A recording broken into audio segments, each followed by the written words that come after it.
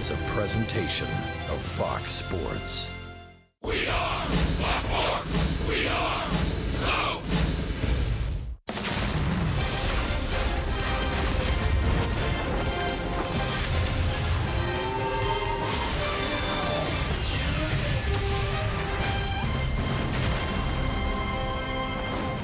We welcome you to beautiful St. Louis, Missouri, the gateway to the West, where tonight another big crowd is filing into Busch Stadium 3.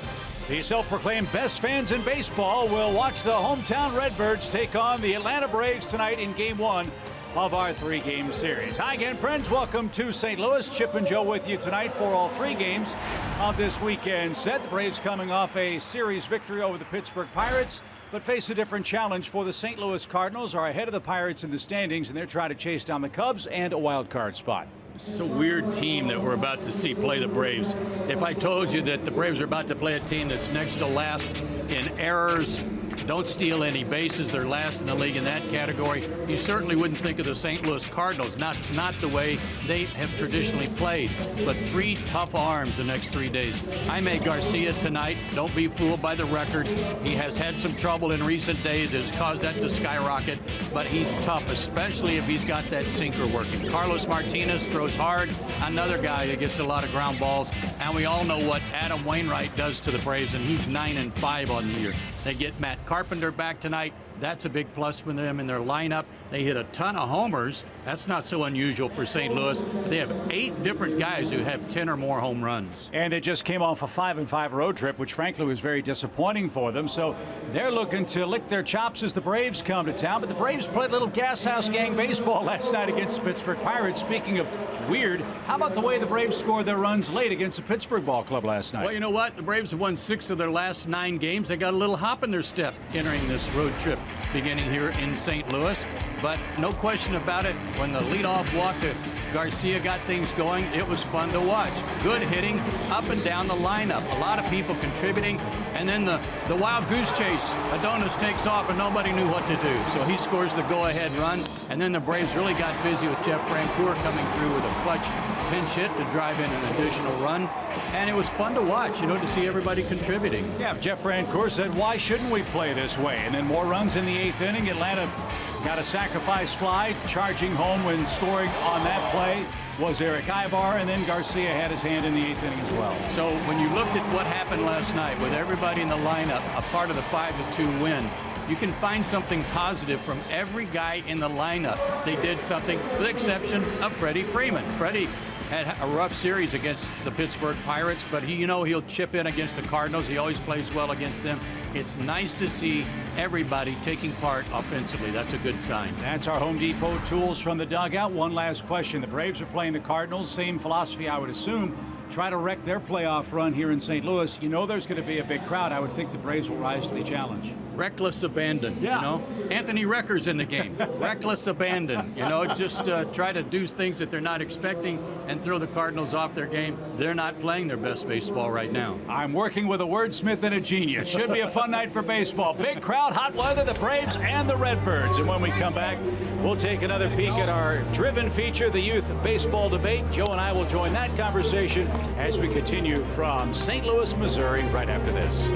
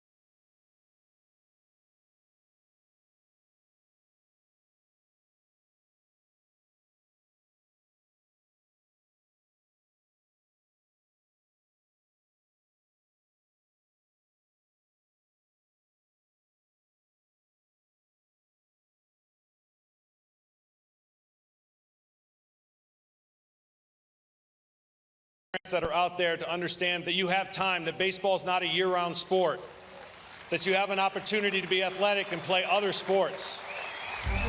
Well, I'm concerned about the game of baseball from a youth standpoint. I think more than ever we have been given the opportunity to play this game at a greater level, and we're trying to develop athletes at the age of 8, 9, 10, 11, choosing a sport that they have no business choosing that young. I've been playing year-round ever since I started playing baseball.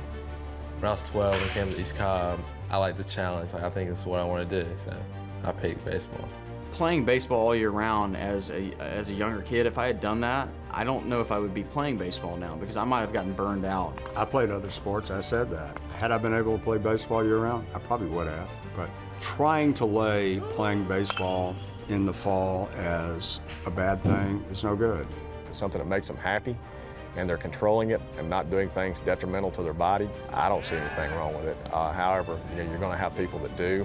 I think organizations and baseball groups have done a great job promoting their own entity, that this is the way, this is the route. Here's your path to college scholarship. Here's your path to professional baseball. There's so many camps and clinics and lessons and teams, and everyone says, well, if you don't do this, if you don't do my program, if he doesn't play for me, he'll never get the exposure, he'll never get better. You worry as a parent that you may not be giving your child all the opportunities that they deserve. You're never quite sure if you got the balance right.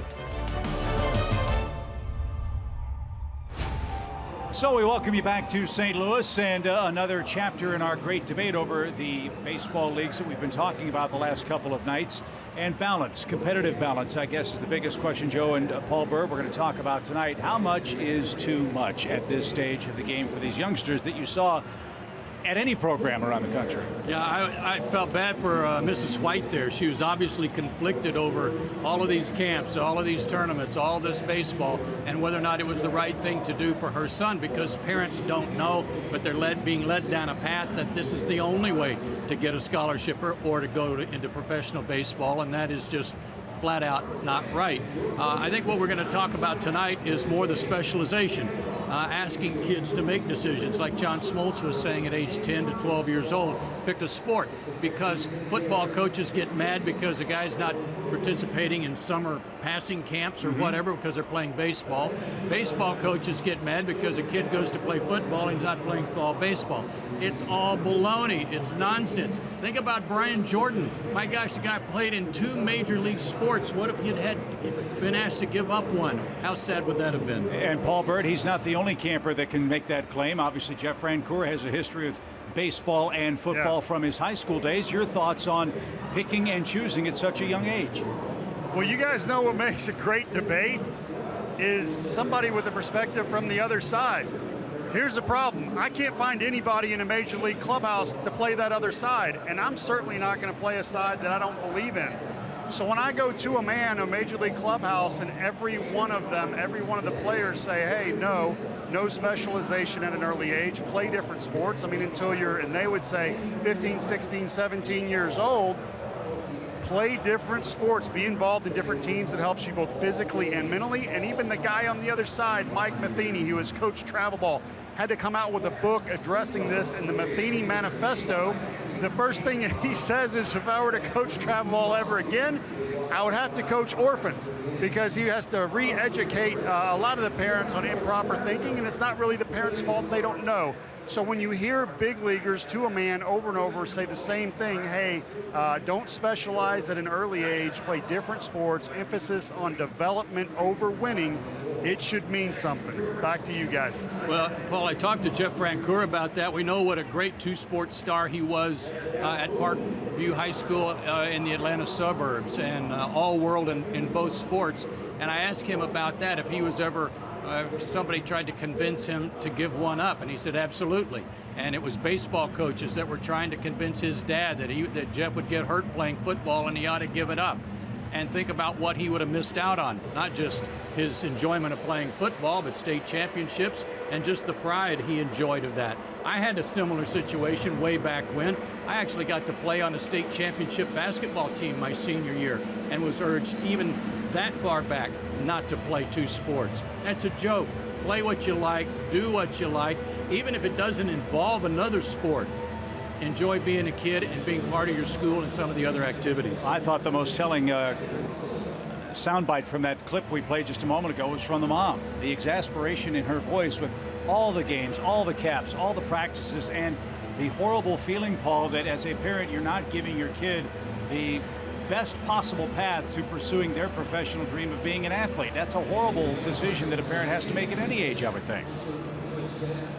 Yeah, I agree with you 100%. I mean, you know, Joe talked something about the checks that were written for travel baseball. When I coached, any one person could pay anywhere from $7,000 to $11,000.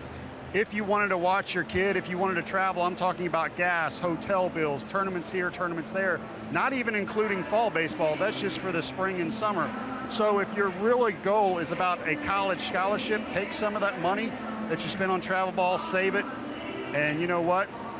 You're okay there. You have enough money to go to college playing half the year.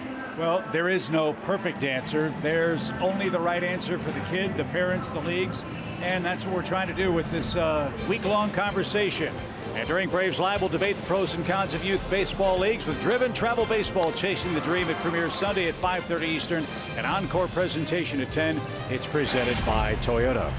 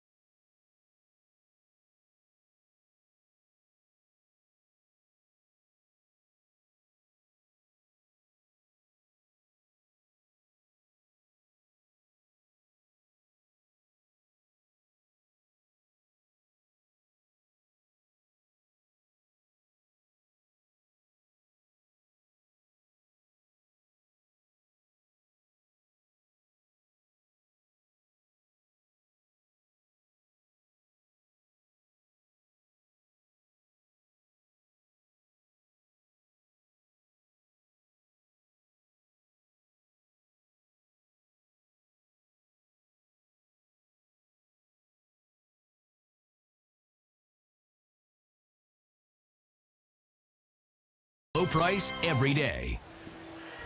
It is a Midwestern steam bath in St. Louis tonight as the Braves and Cardinals meet in Game 1 of a big weekend series. Cardinal fans piling into Busch Stadium 3. It'll be a sea of red as Jaime Garcia takes the ball in Game 1. If there's been a pitcher the Cardinals haven't been able to figure out, it is this very talented left-hander. Take a look at this ground ball percentage. It is the highest in the National League. His teammate Carlos Martinez right behind. If this guy's got his sinker working, if he's pitching at the bottom of the zone, not only is he hard to hit, he's hard for even Yadi Molina to catch. His ball moves all over the place. I asked Jeff Francoeur about him tonight. He said he throws everything, including the kitchen sink, at you.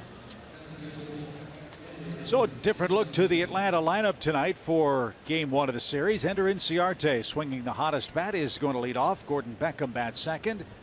Freeman, Kemp, Garcia, Francoeur, Recker, d'Arnaud, and Joel De La Cruz pitching and batting ninth. Braves owe the Cardinals some payback. St. Louis swept the Braves in Atlanta in the season's first week. We'll see if the Braves can turn the tables beginning tonight. And a quick strike.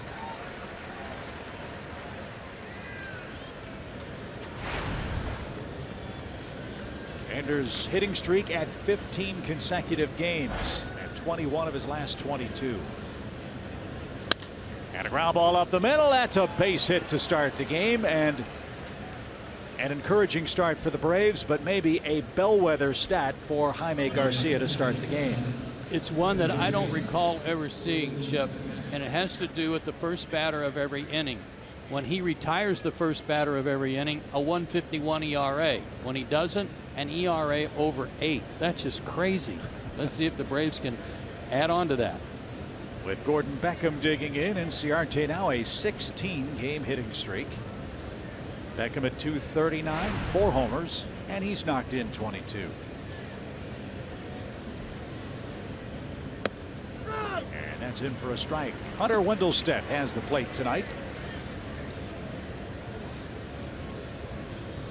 Jerry Lane, Stu Surewater at second, and Trip Gibson is at third. First time seal, Stu.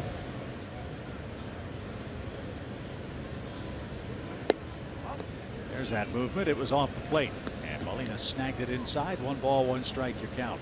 Garcia got beat 11-0 in Miami his last time out. 3 1/3 innings, 7 hits, 6 runs. But he was working on short rest because they needed him to. He had only thrown 77 pitches the start before, but he was nowhere near ready to go. Tonight he's working on an extra day's rest. And he has been injury plagued his whole career. Yeah, shoulder problems, elbow problems, and it's a shame because he is a really talented kid. Cardinals got him in the 22nd round in 2005. And that skips up there. 1 ball, 1 strike. Now 2 balls and a strike.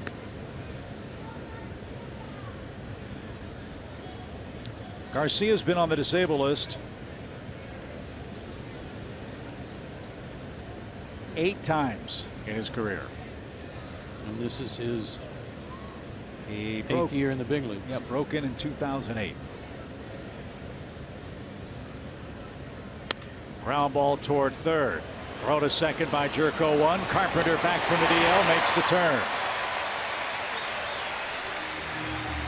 That's a sight for sore eyes for the Cardinals. As you mentioned, shocking stat defensively. The Redbirds have been, as one person described it, the worst defensive team they'd seen in a quarter century.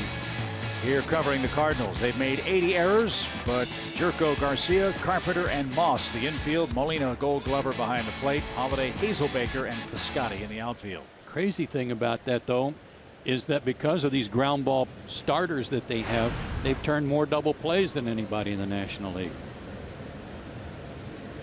Freddie Freeman's the batter. Braves first baseman at 278. Well, I'm guessing, Joe, that's because they've had a lot of errors putting runners at first base. Yeah, that could be. To get the next guy to ground out. They're happy to have Carpenter back, though, as you said. It's 24 games with an oblique problem. And that is cut on and missed by Freeman. Even count.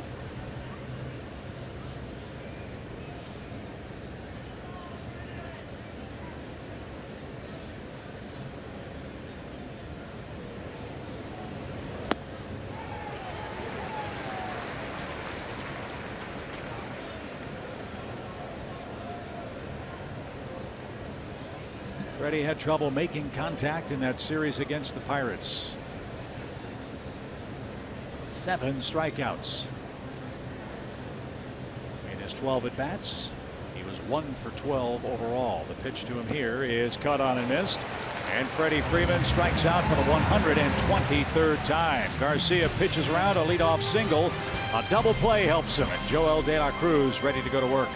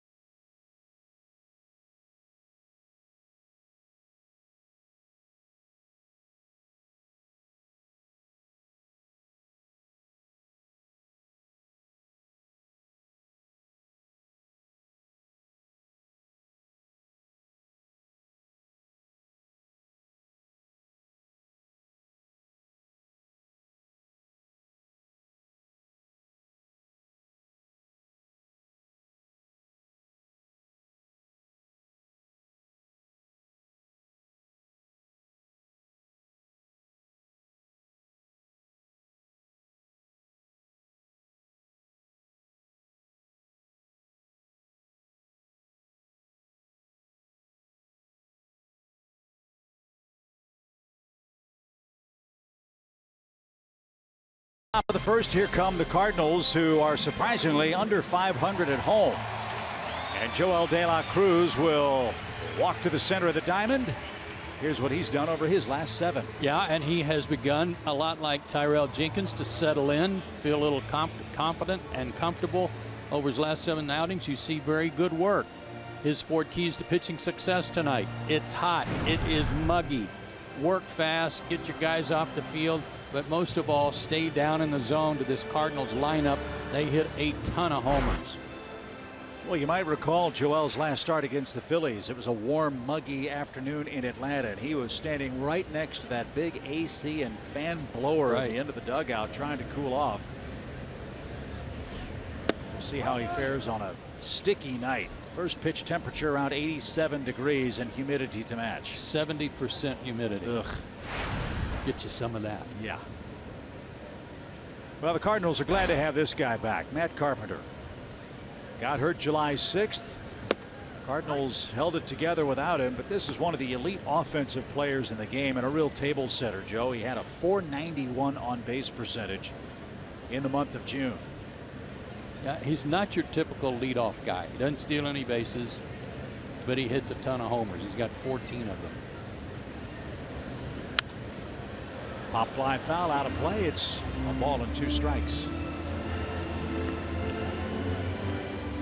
Their leadoff guys, while Matt was out, .221 average on base percentage, a little over 300. So you can see a lot of difference when they don't have Matt Carpenter in the lineup.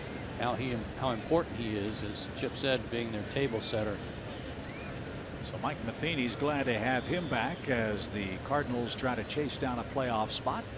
And De La Cruz missed way high. He was on a pace before he got hurt to drive in 100 runs as a leadoff guy.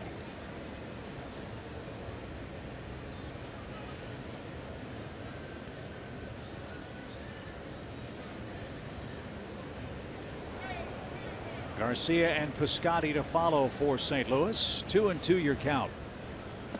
And a ball in the dirt. Carpenter couldn't lay off, and De La Cruz strikes out the St. Louis leadoff man. 1 out. Here's the rest of the Redbirds lineup. This is an offensive Cardinal team. Last year when they won 100 games, they hit 137 homers as a club. They've hit 148 already this year, and they've got a lot of bangers hitting behind Greg Garcia. Piscotty, Moss, Matt Holliday, Yadier Molina's got 15. So pitchers are tested against this team in this ballpark. We'll see how De La Cruz does.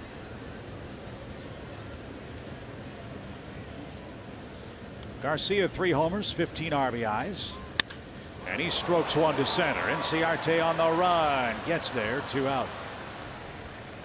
They have 8 guys that have 10 or more homers. They have 2 other guys that have 8 homers, so they will get into double figures before the season's over.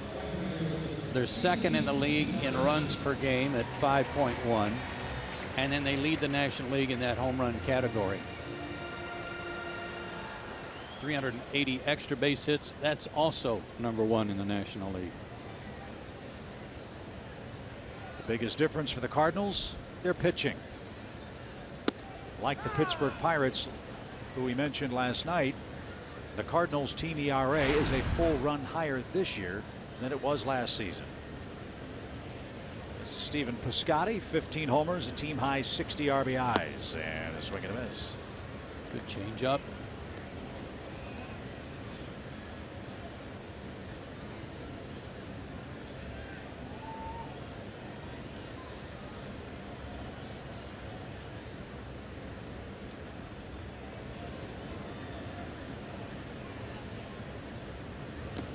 Every time this guy comes to the plate, I feel like having a Frappuccino. Do you? Yeah, with a Piscotty. I understand. Right? And especially on a hot, muggy night. Boy, nothing like that. Stephen's a good player.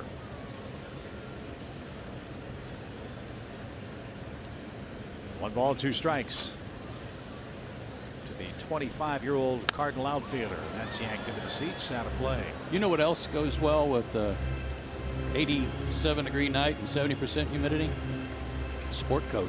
Yes, I mean, it kind of ties it all together. Nothing says comfort and convenience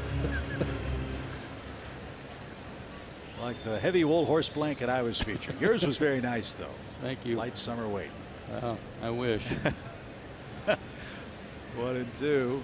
Base is clear for Piscotty here in the St. Louis first. This guy's been in a bit of a funk. He's had a really good year. He's driving in a ton of runs. He's got 60 on the year, and he's hitting .282, but he's just 3 for his last 28. He's a young player, and he's kind of run into his first speed bump here for this season, trying to get out of it.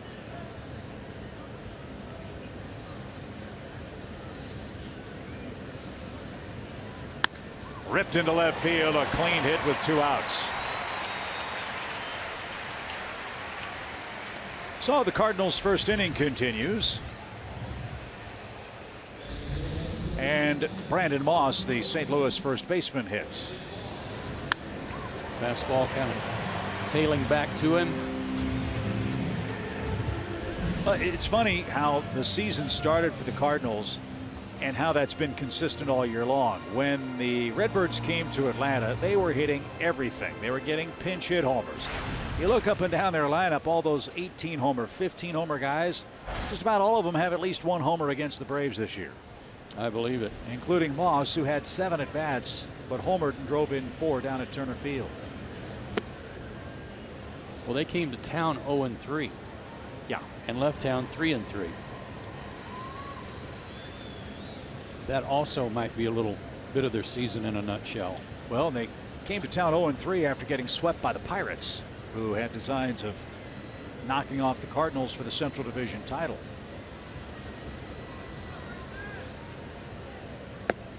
But St. Louis scored 29 runs in those 3 games in Atlanta.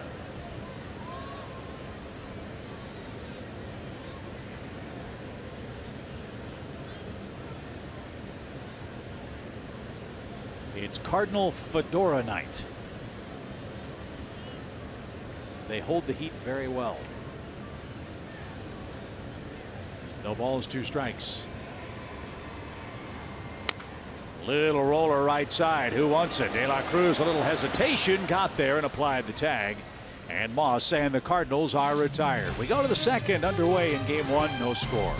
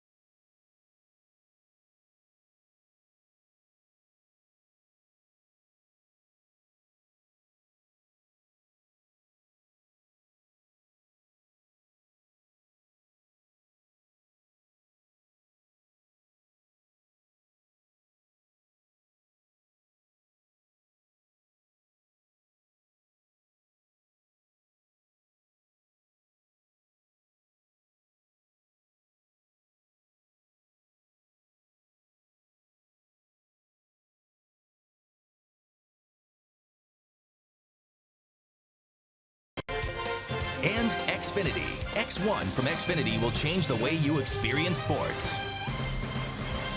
Well, there's some great photography. The City Museum here in St. Louis, a 600,000 square foot urban playground that was conceived in the former warehouse of the International Shoe Company. I'm not going up there. Might do that. But kids of all ages have a great time. That is a cool place. Here in downtown St. Louis, rooftop Ferris wheel, cantilevered school bus that juts out from the roof. Tunnels, ball pits, a shoelace factory. That's exciting. restaurants, and for the parents, a tavern. Fly ball to left by Matt Kemp, and he's retired, 1 away. Yeah, how do they put the little tips on the end of the shoestring? Do you know what those are called? No. Aglets. Aglets? Aglet.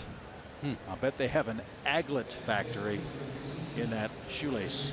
At Oklahoma State, when someone has a baby, those are little aglets.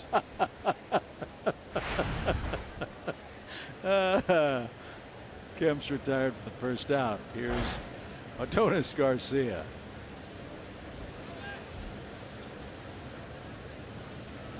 Aglet. Didn't know that. Yep.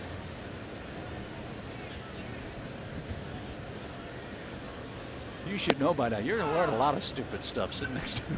Well, I'm already educated. See? There they are. If you lose the aglet on your shoelace, you got problems. Oh, it's horrible. Right? Yeah. Whole thing comes unraveled. Yeah. Bouncing ball to first. Moss easy play, 2 out. You think it works if you put it in your mouth and kind of make it wet and kind of twist it a little bit? That doesn't work. Yeah. You got string in your mouth. And then by the time you get your shoes broken in, your shoelaces are all, you know, kind of dirty and broken in two. You're the kid that has to go get the new shoelaces, and you got the bright white, brand new looking shoelaces on the raggedy old looking shoes. That doesn't work either. No. Jeff Rancourt, the batter, with 2 outs, bases empty. Garcia gave up a leadoff hit, a double play, and a strikeout later. He's almost through the second and fouled away. And the thing to watch for him from our center field camera is location. Is he keeping his pitches down around the knees or lower? And if he is, he's going to be tough tonight.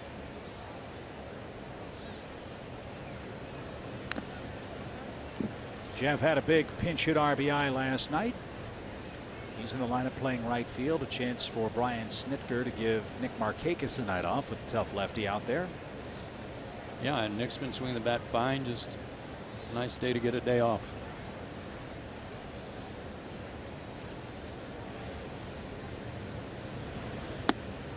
Strike at the knees. Francoeur didn't think so. Garcia has his second strikeout. Late call ends the Atlanta second. A 7-pitch inning for Jaime Garcia. We are still scoreless.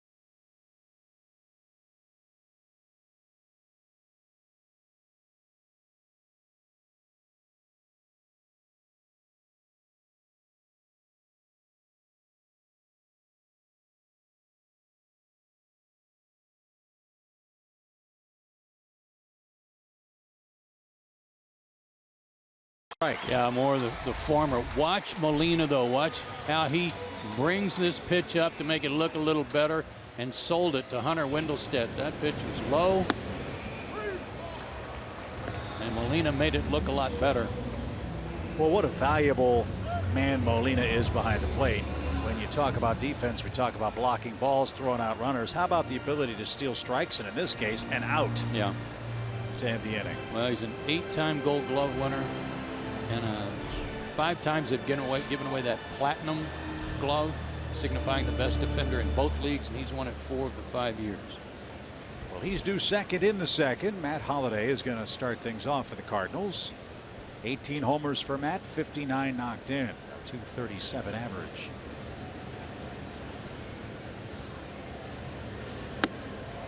Now, Mike Matheny's had to drop him in the order too because of his average, 237. He's still got 59 RBIs.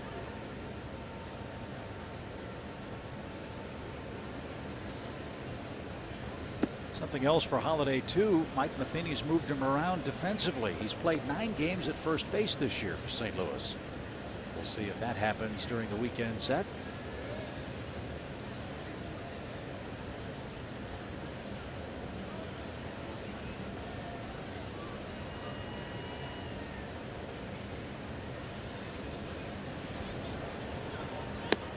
That's up and in. 3 balls, no strikes. Walks have not been a real problem for De La Cruz. Only 5 in his 24 innings.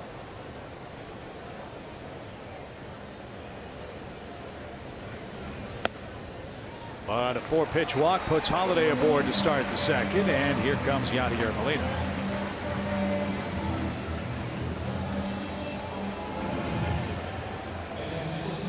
Like Ender Inciarte, Molina had a 16-game hitting streak, but the Cardinals' catcher's run ended on Wednesday. He had a great road trip for St. Louis. Cardinals went 5-5 on their 10-game trek. He had 12 hits in 29 at-bats, including a homer.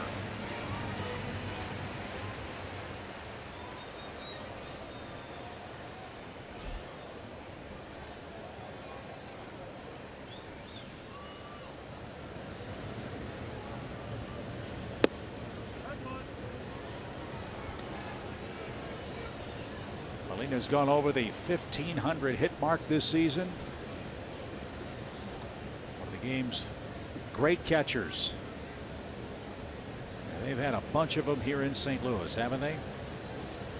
Including Ted Simmons, who's now working with the Braves.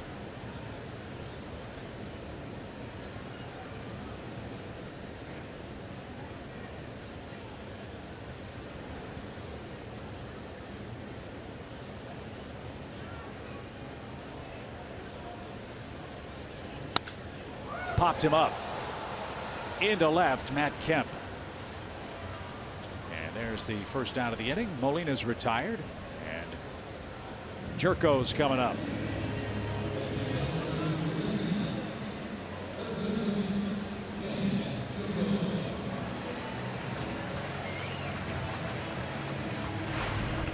Jedd Gyorko got a big contract very early in his career with the San Diego Padres, then slumped badly. They shipped him out. Now he's turned into gold for the Cardinals. Yeah, actually sent him to AAA, didn't they? Yeah. When he was playing so poorly with the Padres. But he's rediscovered his stroke over here. Not lately. He had a hard time on their road trip himself. 7 for 35, and he's 0 for his last 8. Well, he almost single-handedly destroyed his former team, the Padres. He had a stretch of 6 homers in 9 games. And that coincided with a 3-game, make it 4-game series here in St. Louis against the Padres.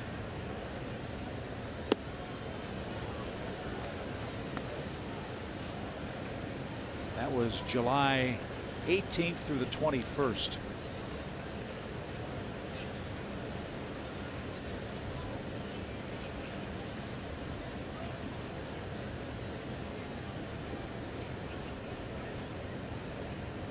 Holliday has a very short lead. He hardly runs at all.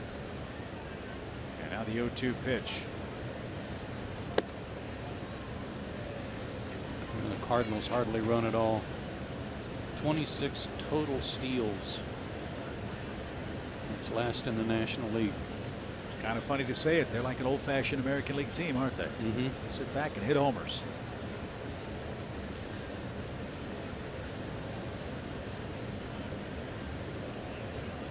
Lou Brock, they are not.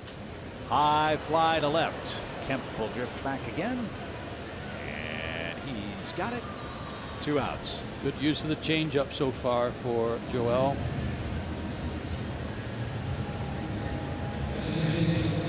Well, here's a man that our producer Brian Woodrum affectionately calls Old Man Hazelbaker's boy. Yeah, good to see him. Jeremy Hazelbaker. He tore up the Braves down in Atlanta. We had never seen him before. He went 4 for 10 with a homer down at Turner Field, and as you see, 8 and 21 in the homer and RBI columns this year.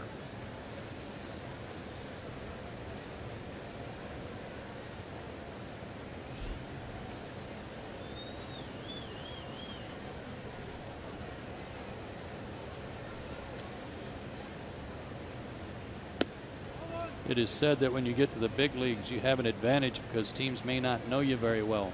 He got off to a great start in April, as you said, Chip. Since then, $189. Scouting reports and advanced scouts finding some holes in your swing. It doesn't take long for it to get around, and you've got to constantly make those adjustments. Ball 2. Hazelbaker signed as a minor league free agent by the Cardinals last May. Originally signed by the Red Sox. Went to the Dodgers for outfielder Alex Castellanos in 2013. Now here he is in the big leagues with the Cardinals and batting 8th.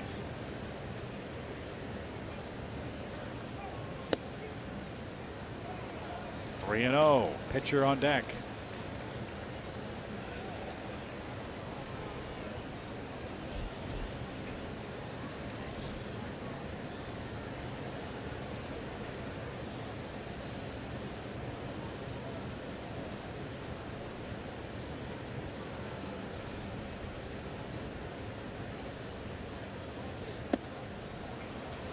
Two 4-pitch walks in the inning, one for Holiday, one for Hazelbaker, and at the very least the Cardinals will clear Garcia in the second.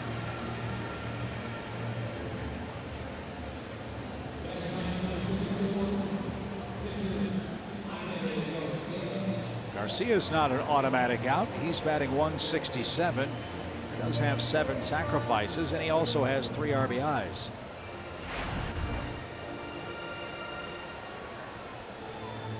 He's bigger than he looks. 6'2", 215. Born in Mexico, grew up in Mission, Texas. Just turned 30.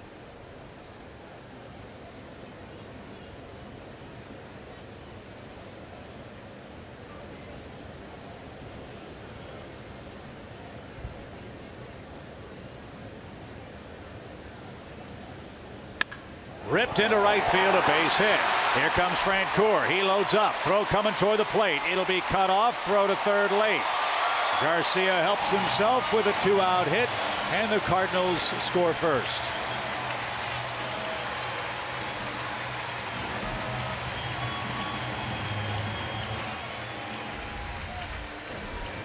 This was smacked. Turn on a fastball in. Ball got to Francoeur pretty quick.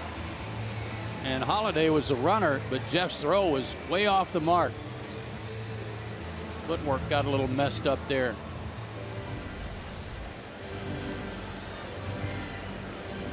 So the leadoff walk and the walk to a struggling 8th place hitter brought Garcia to the plate. He plates the first run, and now you've got to deal with Carpenter, who struck out his first time up. 1-0 St. Louis here in the second.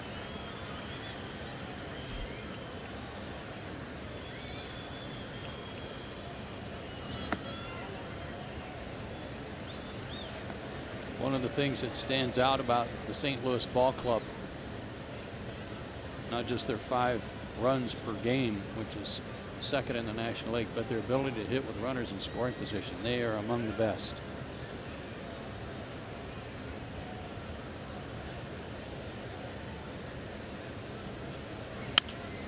To first, and Freddie Freeman will make the play. We'll talk about that Cardinals clutch hitting. No hitter more clutch than their pitcher so far tonight. Jaime Garcia leads by a run.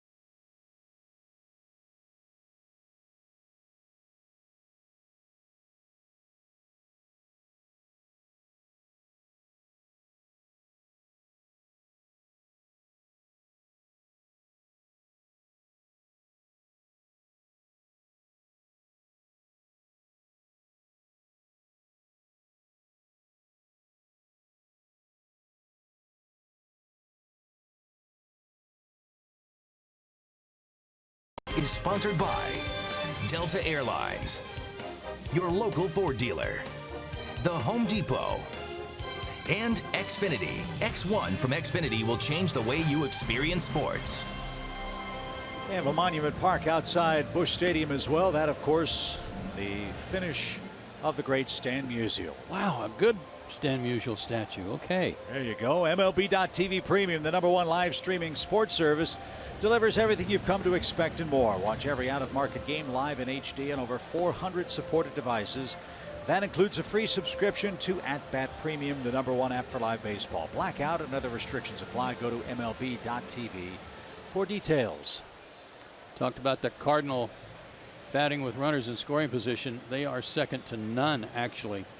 291 team average with runners in scoring position. 3 American League teams follow them. And tonight, their pitcher joins that fray. Garcia will face the 7, 8, 9 hitters for the Braves. It'll begin with Anthony Recker. Anthony's done good work. 10 hits in his first 28 at-bats as a Brave. And that's taken low, ball 1.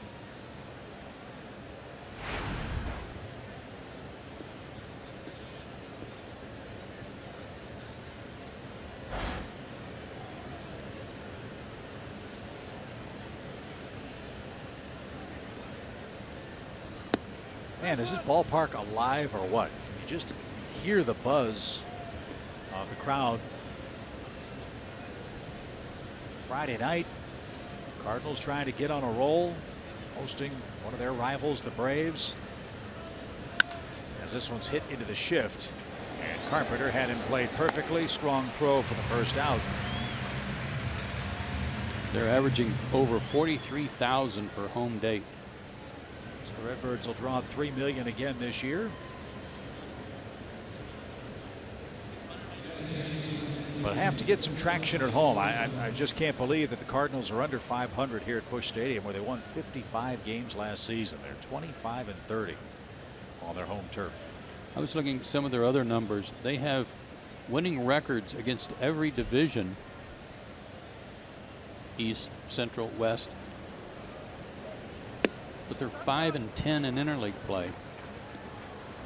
So they're an American League offense, but they can't beat the American League. Yeah, that's weird.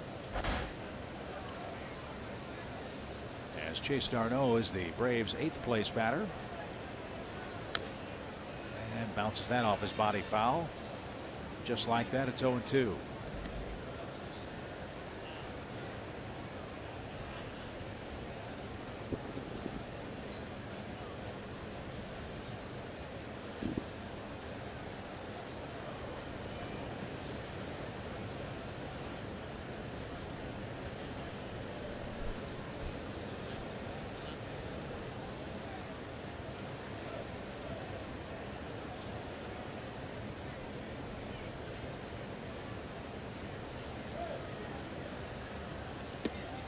That's in the dirt.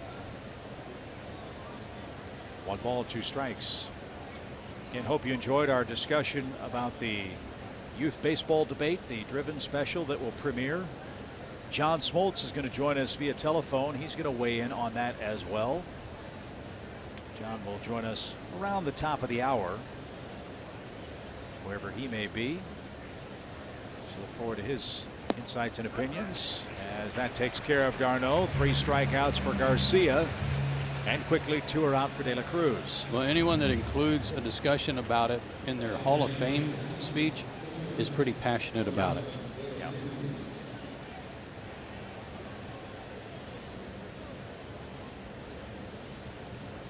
Garcia's pitching like the Jaime Garcia the Cardinals hope to see more consistently, at least so far.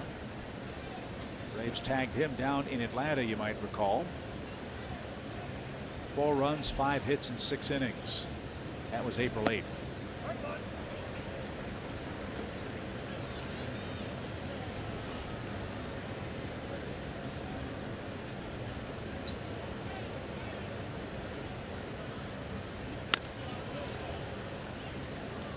Eddie Perez with a nice play at first. He'll make a friend in the front row. And it's 0-2.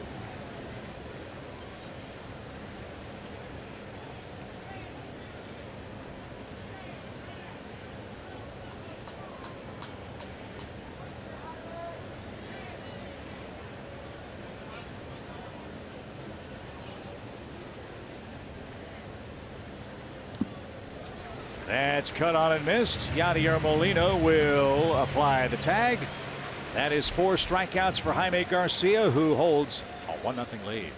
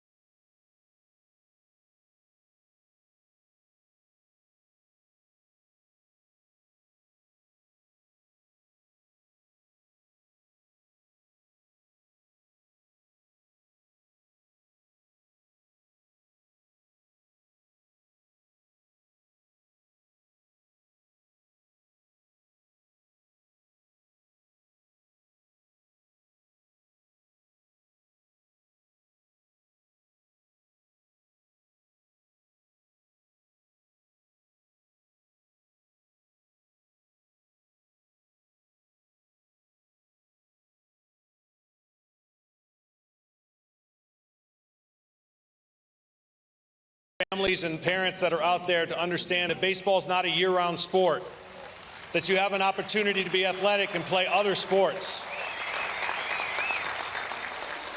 That, of course, John Smoltz, Major League Baseball Hall of Famer, who's kind enough to join us from, where are you, John? Savannah, Georgia. Beautiful Savannah, Georgia. Well, hopefully it's cooler there than it is here in St. Louis. And let's get right to it. I know you've been featured very prominently in our Youth Baseball League debate series, which will be airing on Sunday. You mentioned it, as Joe said, in your Hall of Fame speech, so quite obviously you're passionate about it. And the topic tonight is the over-specialization that we are seeing in some cases with these kids with our sport. Where do you come down on that particular part of the issue? Yeah, unfortunately it's out of control, and it's up to the parents to take the rein back, because anybody who thinks that baseball should be played year-round is not in it for the kids, it's in it for the business. And we're bigger, we're stronger, we're faster than ever, but we have more injuries than ever. And it's just not, it doesn't make any sense at all when you sit back and dissect what kids are trying to do and how they're trying to play this great game. We're asking kids at an early age to make decisions on one sport and one sport only. And organizations are asking these kids to uphold to their methods of trying to get them showcased and in front of college scouts and obviously professional scouts. And we've lost the battle. And I've been calling for a ban of radar guns. I've been calling for parents to understand that their child does not have to do this to pursue a long life of baseball, whether that be in the big leagues or college. Well, let me interject here. As parents, and Joe and I, and you're obviously parents, every single parent in the world wants to do what they think is best for their kids, right? I mean, we all want to provide our kids with a better life than we ever dreamed of having. It seems that this travel ball debate is an opportunity for parents to do something for their kids that maybe they didn't get a chance to do, right? Well, there's no doubt about that, but it goes well beyond that. Travel baseball in and of itself is not that bad. It's when you start playing in all these tournaments after you're done with travel baseball, showcase games. You sit down for a month or two and then you fire the guns again. This has been a tragic situation for most young pitchers, and we're not paying attention to the doctors. The velocity at a young age is too great. Look, pickup baseball doesn't exist anymore. Every throw that a kid makes is a competitive, full-effort throw. And that's what's sad about the game, because playing the game of baseball is great. And being able to play it year-round in a fun way, yet alone in a competitive way, does not make sense. John? We play too many games at 162 games in the big leagues. Yeah, John, I've been saying that I don't have anything against travel baseball. I have a real problem with year-round baseball. I have a problem with year-round basketball or football or whatever the case might be. That if you enjoy sports and you enjoy playing whatever's in season, then do that and put the glove and bat away if baseball season is over. And that's where, to me, it's out of control, and the pressure put on parents to say, no, they're not going to have a chance to play beyond this level if they don't stick with it year-round. Yeah, it is unbelievable. And growing up in Michigan, the season change meant the sports change. But now you've got people that are living in cold weather cities that are flying to these showcases games. Florida and the West Coast has always been at a disadvantage for me because they can play year-round. Even Georgia, it's been a hotbed for a lot of young prospects and a lot of kids who've gotten drafted. But nobody's playing multiple sports and enhancing their ability to be better at the sport they end up playing. And we've convinced these kids to make decisions and be professionals well before they should. And it really burdens me to see the direction we're going, even at the big league level. The injuries are at such a great rate, nobody seems to care. And yet we've got more operations, more Tommy Johns, and more disabled lists at the big league level. It's a shame. This is Stephen Piscotty for the Cardinals, a runner at first after a leadoff walk. What's the bottom line of this, John? It's a business. Travel baseball is a business. It's expensive for parents. Programs where you can play year-round, that's a business. People are writing checks to play. Is that the bottom line? Is it money over the best interests of the players? Yeah, in some cases, there's definitely a lot of money to be made in these organizations, and they've done a great job promoting themselves for what the great athletes that are already going to be at an advantage over the kids that the parents are pushing them and giving them one-on-one training, swinging the bat 100,000 times a year. But here's my problem. We're starting them too young, and we're playing too many games too young. The high velocity of young pitchers is off the charts, and that's the problem. If it was condensed, if you've got a gift and a young arm that can throw the ball extremely hard and a live arm, that needs to be protected early on so that your body catches up to those tendons. It doesn't need to be abused. It doesn't need to be in every showcase game. I've said, why do we not have Little League World Series participants in the World Series on a proportional percentage? You never see any pitchers in the Little League World Series ever make it to the big leagues, it seems like. Adonis Garcia, John, I don't know if you can see the game, just made an incredible play, diving into the stands to catch a foul ball. He's not able to get out of the stands after he tumbled almost head first and may have grazed his side on a concrete barricade. He then threw the ball back toward the infield, and this Cardinal crowd gives him a standing ovation after one of the best catches of the year. No doubt about it. Sacrificed his body to go in and make the catch, and then fired it from lying down, fired it to second base.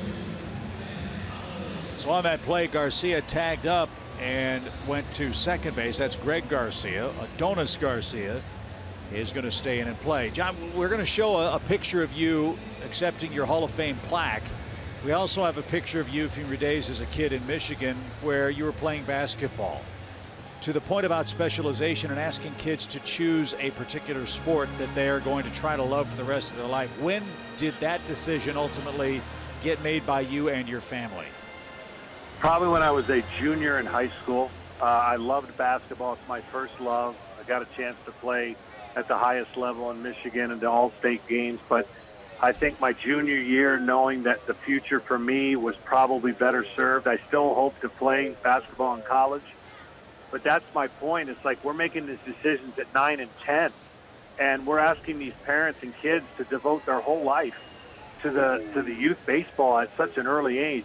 I wish that you could give me the 10 top athletes in a city, and whatever sport they excel at, not let them play for 2 years. Let's just say from the 12 and 13 years old.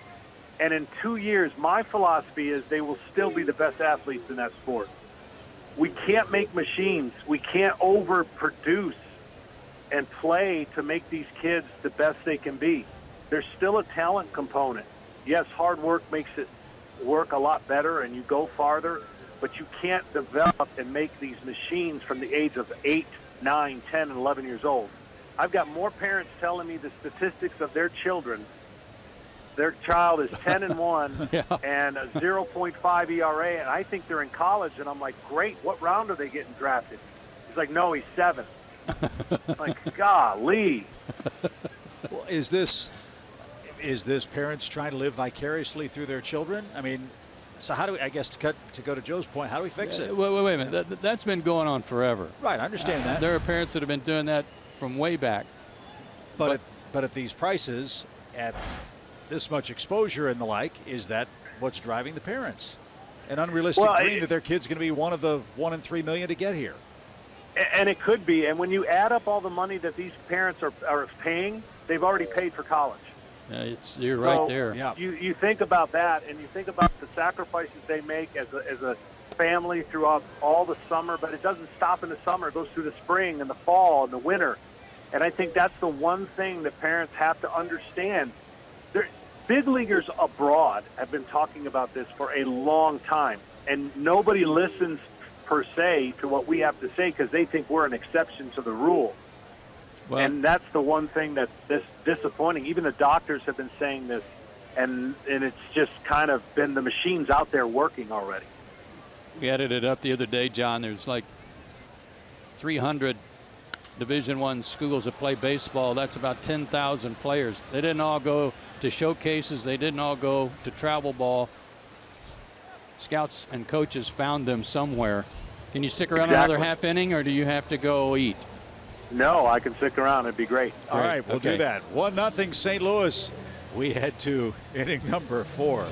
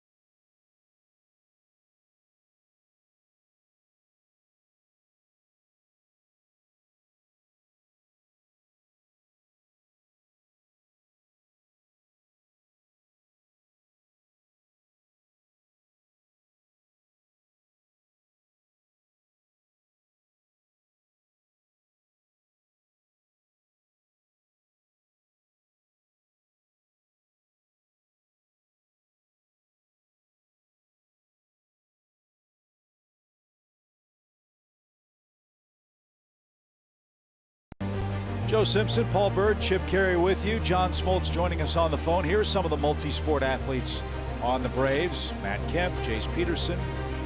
That's Mike Trout. He played baseball and basketball as a kid. Clayton Kershaw was a high school football player, was the center for Matthew Stafford, you might recall. Even Derek Jeter played some basketball, as well as turning in what will be a Hall of Fame career for the New York Yankees. I remember scouts saying all the time, John, that they liked multi-sport players, especially basketball and baseball players, because they thought the muscle groups worked together. They didn't really like it when a guy only played one sport. Yeah, absolutely. When you play a one-sided sport, you overdevelop one side and you underdevelop the other. So cross-balance training and other sports help do that for you. And I think the one thing that I want to stress is that I played baseball a lot in Michigan. It just wasn't always organized. I went to the local park with 5 of my friends, and we did the shift before the shift was even possible. Right field was out or left field was out. You had to learn how to hit to where the fielders were, and we had a lot of fun just playing catch and throwing. But that's my point. They're not doing that. They're burning it up every single time they release a baseball. There's not parks that they go and play baseball. They're in a competition every single time, and that is wearing the arms out at a young age, and you're seeing the evidence of that come true to the big leagues, which is a whole nother philosophy flaw. I said this earlier, John, in our opening comments tonight, talking to Jeff Francoeur before the game today, and you know what a great football player Jeff was in high school and was going to go to Clemson to play football, that he was actually I don't know if pressured is the right word, but it was suggested that he give up football and just concentrate on baseball year-round. That's happening everywhere. We're going to lose sports in high school. You watch down the road. We're going to lose it because of travel baseball, club soccer, club volleyball. All these clubs that are out there making a great name for themselves and financial gain is taking away from the purity of high school sports. Football might be the only thing that exists because everyone knows in their right mind you can't play football year-round. But imagine having full contact football every single time you practice. That is the full contact throws that kids are making every single time they play. And it's just going to add up to a future risk of injury. Biomechanically and genetically, you can't prove every kid is going to be susceptible to that, but you can increase your chances. As I've always said, is if you RPM your engine enough, you're going to blow your engine faster than anybody else. And that's what's happening. Gordon Beckham's the batter after Ender Inciarte walked to start this 4th inning. The Braves have had 2 base runners tonight. Ender's been both of them. And now Beckham strokes one to center field. That'll get down for a hit. And Inciarte's on his way to third. And the Braves threaten with first and third. And nobody out in a 1-0 Cardinal game. And that'll bring up Freddie Freeman, who struck out his first time up. Visiting with John Smoltz, who's joining us on the telephone as we talk about our youth baseball debate feature, which will premiere on Sunday evening.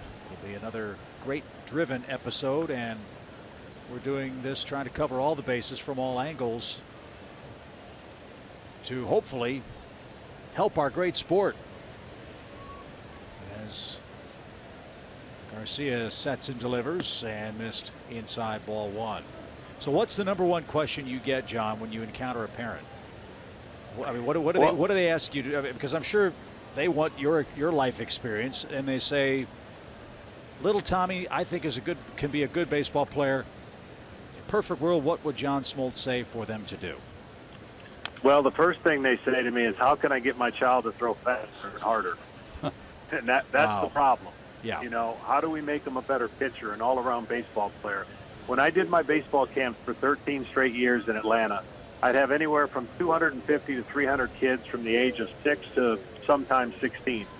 And what I would typically do is I would go to any one of those parents. It was about 3 to 7 kids who had a dynamic arm. Out of that ratio, that's about what it breaks down to. And I said, listen, your child has a gift. Don't let somebody abuse it. If you let a child dominate at the age of 7, 8, 9 pitching, what do you think he's going to want to keep doing? He wants to dominate. And if kids can't hit a curveball, they're going to keep throwing more curveballs. So there has to be some form of control for the parents and the kids to protect themselves. I'm all for competing. You know, you guys, I love to compete more than anybody, and I want to win.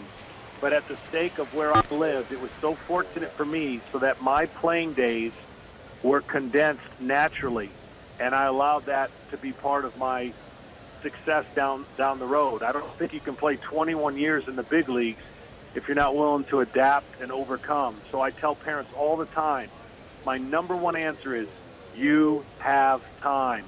Relax. Don't try to make them big leaguers before they're able to handle the workload that's coming down the road.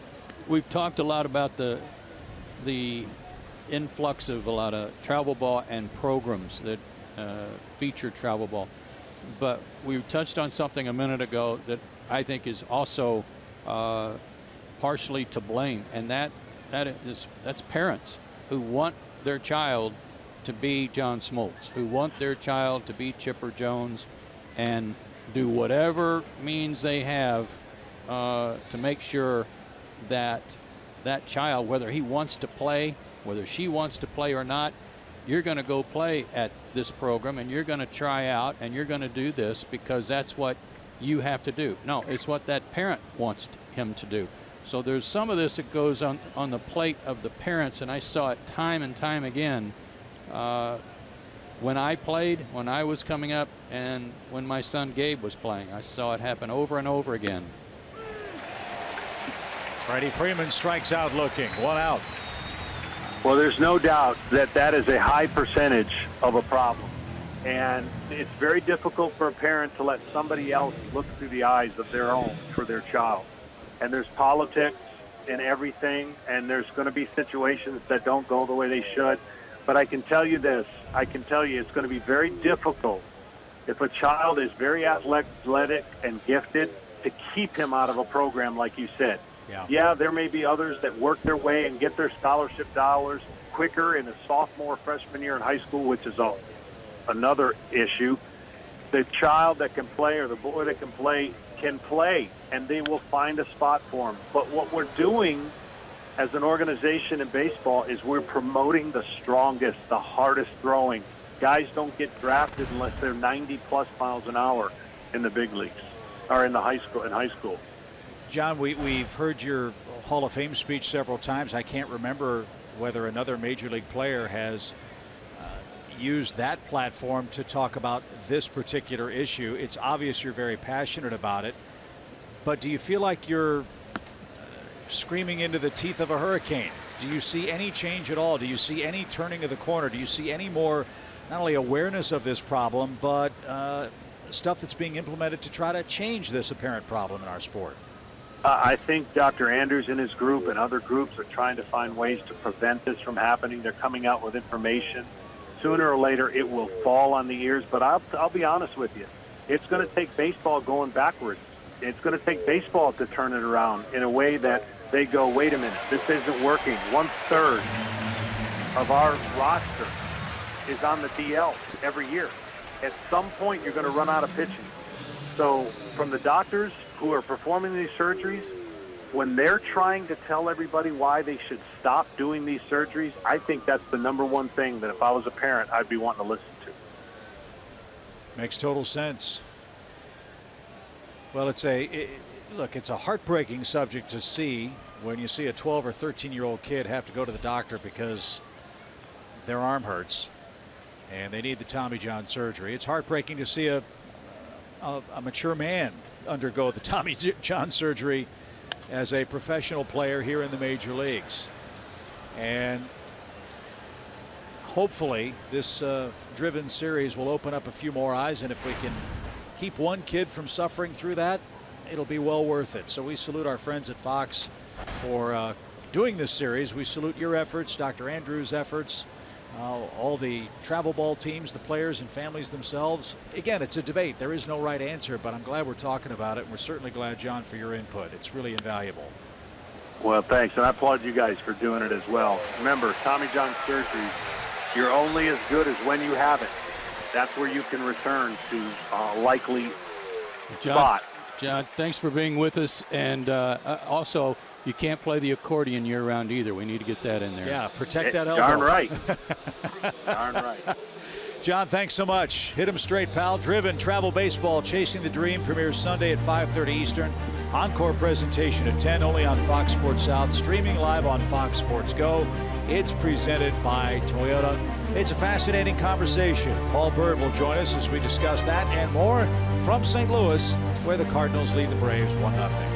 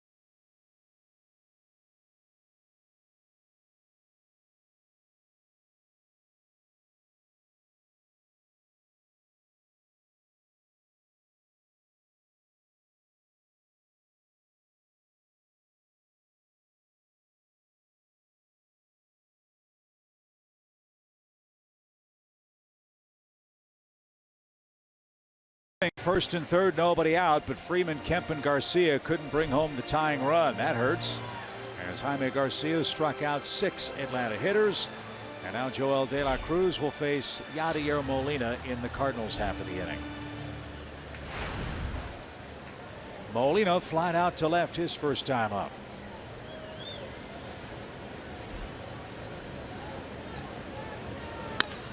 To third, Garcia loads up. Perfect throw, and there's out number 1. All right, it's a hot night in St. Louis. Paul Bird said his blood pressure was rising last night hearing all this stuff. Okay, stay calm, Paul. I'm sure you were able to hear John's comments. Yeah. And I'm sure you'd like to add to the conversation. I tell you what, open the gate. Seabiscuit's ready to run. Yeah, you're right, guys. I'm excited. This is personal to me because I coached for 5 or 6 years and helped out on the USA team making selection with some of the greatest athletes. And I think you asked what is the purpose of this show earlier, and that is the great question. And I really think it is to educate parents who didn't play in the big leagues, who didn't coach, but they have a son or a daughter in some sort of travel ball sport that really likes it. So what do you do now? I think you have to take advice from people at the top on what they did to get here if that's what they want to do. And if everybody agrees that early specialization is almost abuse and can hinder that player from being as good as they could or can be, I think that's the issue. Fouled away by Jed Jerko. One other precinct that we need to hear from at some point would be a scouting department. Maybe someone who you ask, are you only going to draft players that you see at these tryout camps, in these travel ball teams? And we know the answer to that is no, of course, because they've got to, hit the bushes, hinterlands, and see every player they possibly can that they've heard of that aren't playing on these teams, and understand that not every player comes out of these camps or programs. Well, let me ask you guys, because on social media, people ask me this question. They have been asking me this question since we started this discussion last night. It's a matter of competitive advantage or disadvantage. And maybe you two, as former players in the major leagues, can clear this up. John Smoltz grew up in Michigan. You couldn't play baseball year-round. You couldn't stick with one sport because it's snowing. It's 30 degrees or 30 below zero. There are parents who believe that kids that live in Miami or grow up in Puerto Rico or the Caribbean, that they're playing baseball year-round. How accurate a perception, well, not how accurate is that? Because the perception is that those kids have a much better opportunity to play this sport 12 months out of the year than kids who live in the geographic north here in the States. Tom Glavine had a great map the other night. It was a map of the United States, and it had red dots on where every major league starter came from that's in the big leagues right now. The Northeast was almost completely red. It shocked me. I thought it would be all Florida, Georgia, Texas, California. It was not. They were all, it was a predominant number from the Northeast, and I was surprised by that given the conditions that they try to play in. So it is a perception then by people, Yes. and not necessarily one based in the reality. If you can play, they'll find you. There's a two-sport star right there, Adam Wainwright. He was going to go to Tech, I think, as a kicker. And he's a great athlete in a bunch of other sports, much like John Smoltz, great golfer. Jerko swings and misses, 2 quick outs. Hey, Paul. Yes. I know you've heard this story, these types of stories, and Chip, you have too. Remember the stories we'd hear about dads of football players, parents of football players who would hold their son back a year and make them repeat a grade so that they would have a physical advantage and be a year older by the time they graduated. I mean, those types of horror stories still exist, I'm sure, and it's kind of in keeping with what we're talking about. Yeah, I agree. I think, you have a lot of parents who want to live through their kids. Freeman at first beats Hazelbaker to the bag. Paul will let you finish that thought as we go to the 5th.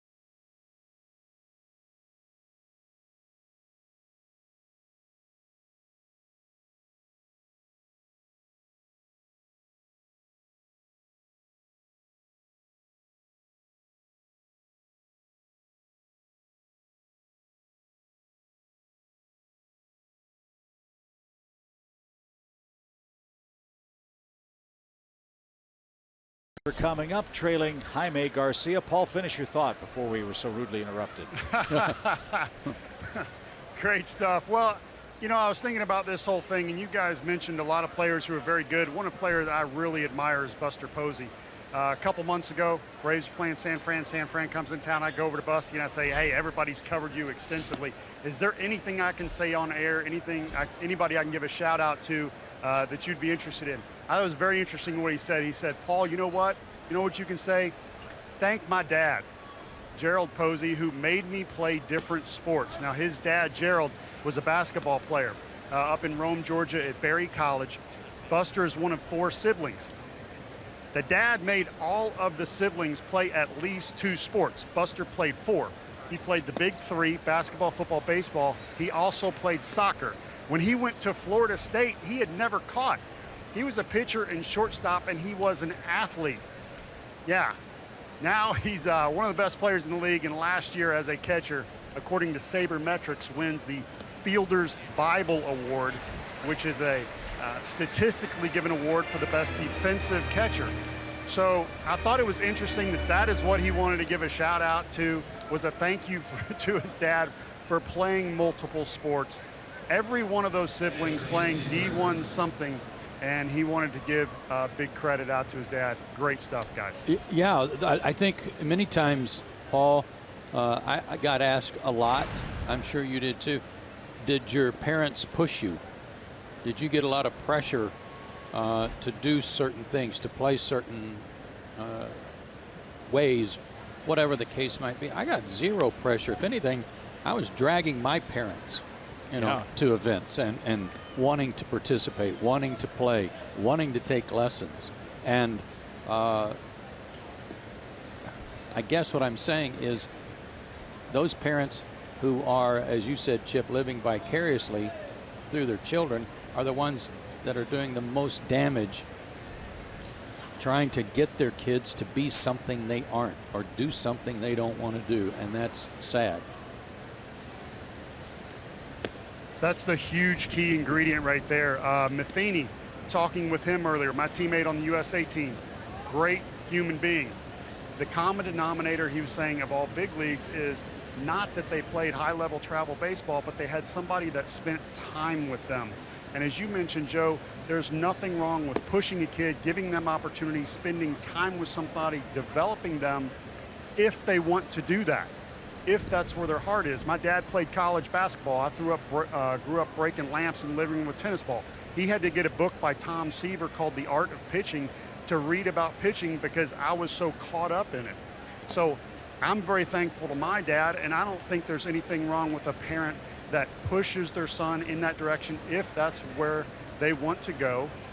And to avoid burnout, when it's time to give it up, let them give it up. Let them go on to other sports. Let them go on to do other things, not just for physical, but mental ability as well. Recker hits a shot into the left field corner. That's going to bounce off Red Schoendienst's picture. And it's a ringing double for Anthony Recker. And he's aboard with 1 out. Paul, thanks for your input. Don't forget, the Driven show, the Youth Baseball Debate, will premiere Sunday evening after our game against the St. Louis Cardinals. Appreciate it. Thank you, Paul. Here's d'Arnaud, runner at second, 1 out. Braves had a great chance in the 4th inning. A walk and a single had them first and third, but the Big Boppers couldn't get the ball out of the infield.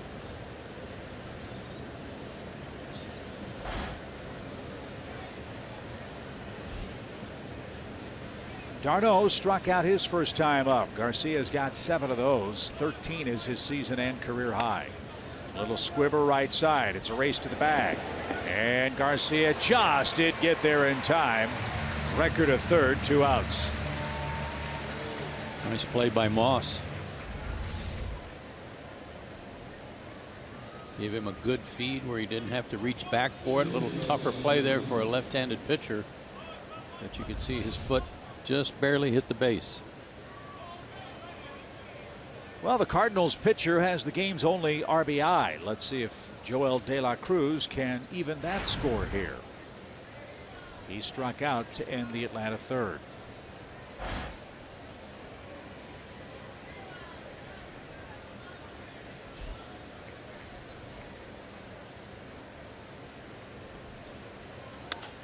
Bouncing ball towards second. And from the outfield grass, Carpenter makes the play. And the Braves are out of luck in the 5th inning. Atlanta has stranded 2 runners in scoring position and trail 1-0.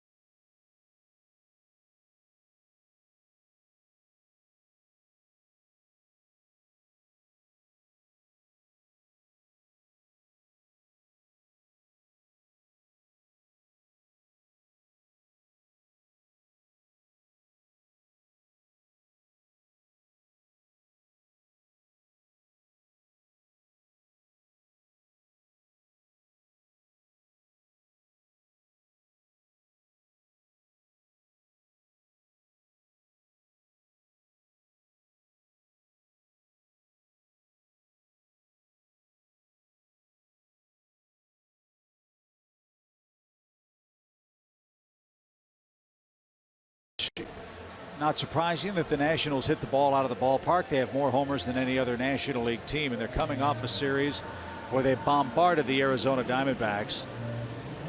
That's not correct. The Nationals are second to the Cardinals. I beg your pardon. They're coming off a series where they bombarded Arizona with 32 runs scored in 3 games out of the desert. And the Giants 4-13 after the All-Star break. That's shocking.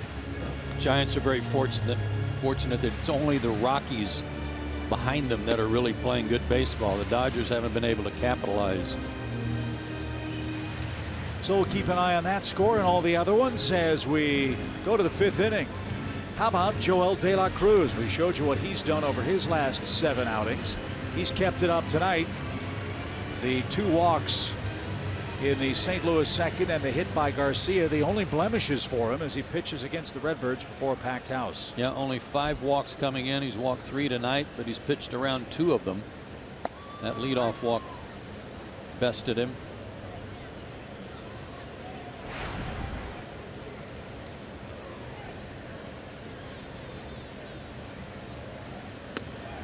That's way outside. 1 ball, 1 strike.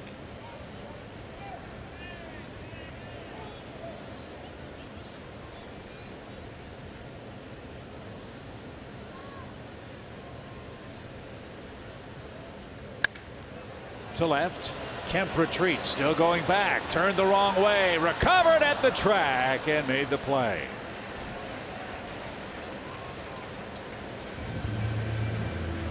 And Garcia put a charge in that one.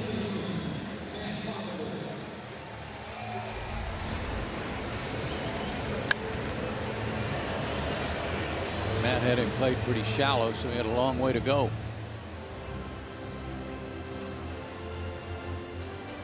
Nice adjustment. 7 straight retired by De La Cruz as Matt Carpenter in his return to the St. Louis lineup bats for a 3rd time. He's 0 for 2.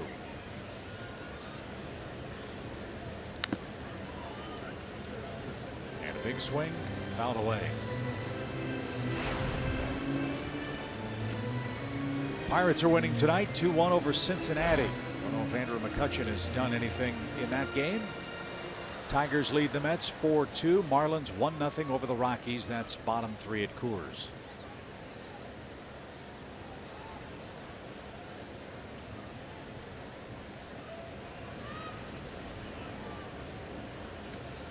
It's rare that a leadoff hitter doesn't have any stolen bases, has this many home runs, but how many leadoff guys do you know that teams put a shift on as a dead pull hitter?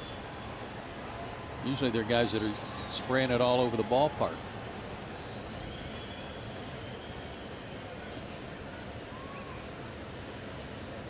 One ball, one strike. His job's get on base, and he doesn't have to steal bases. He can jog home with the rest of these Cardinal mashers hitting behind him. Again, a .491 on base percentage in June. And when he went down, that was a big time loss for the Cardinals, but they managed to win 14 of the 24 games Carpenter was disabled.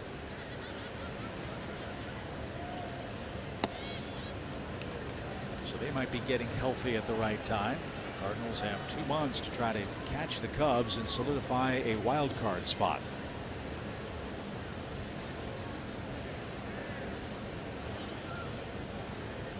At the moment, the Cardinals tied with Miami for the second wild card. And time for our Academy Sports and Outdoors leaderboard. His ranks: batting first, third in runs scored, and remember, he just came off the disabled list where he missed 24 games. On base percentage, outstanding. I'm surprised he's third in homers. Who's got more homers leading off than he does? That's a good question. 3 balls, 2 strikes. Maybe Granderson. Granderson might be one. And he's not a prototypical leadoff hitter either. Back in the days when the Cardinals had Vince Coleman and Willie McGee, Dee Gordon was a kind of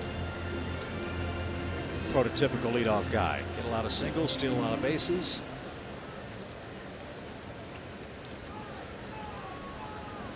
Carpenter's just a terrific hitter, flirting with a .300 average, and he's battling here. Granderson is one of those. The other is Cozart, Jared Cozart. Zach Cozart. Zach, yeah. Yep, Zach Cozart with the Reds. And sure enough, you come off the DL, you foul a ball off another part of the anatomy. That one hurt. And it'll make his side feel a lot better.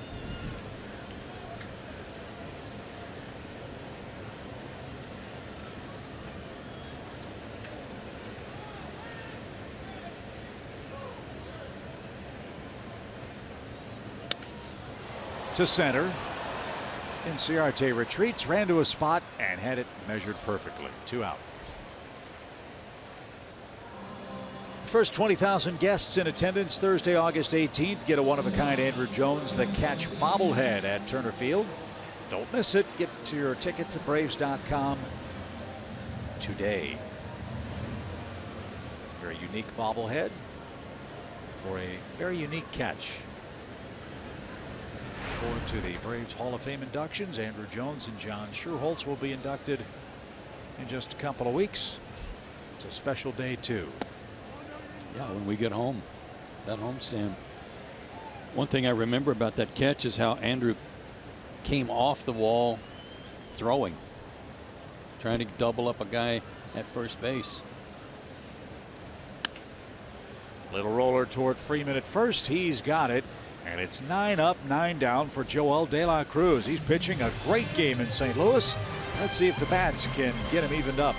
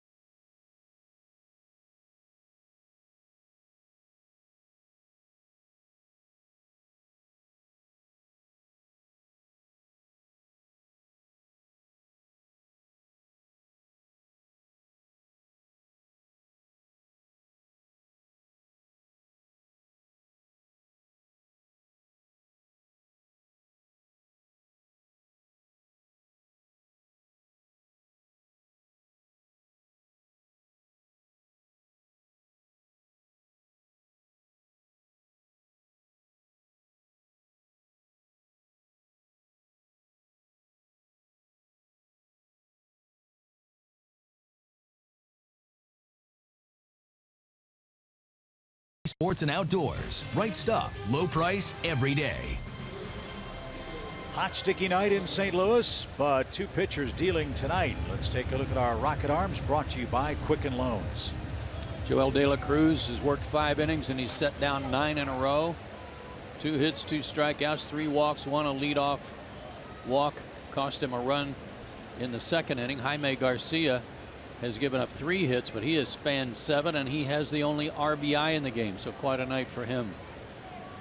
But he's got to face Ender Inciarte, who's reached twice tonight, a single and a walk.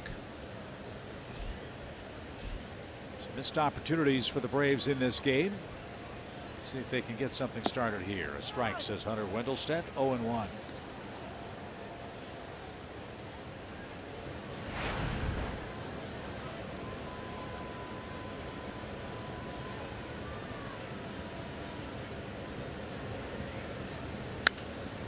To left, and Holiday retreats. He's got it. 1 down. This is the 3rd Busch Stadium in the history of the Cardinals franchise. Busch Stadium 1 was also known as Sportsman's Park. Younger fans might remember the 2nd home of the Cardinals, which was right across the street from this stadium, the multi-purpose round 1970s era AstroTurfed field. They knocked that down to build this facility, and hard to believe this is the 10-year anniversary of Busch Stadium 3. Yeah, I was really surprised to see that.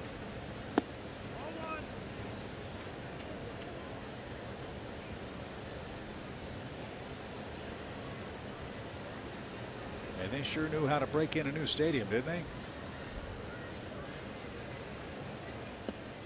Downstairs. Hey, the way they displayed their retired numbers and those World Series flags at the old ballpark, though, I thought was really classy, out in deep right center.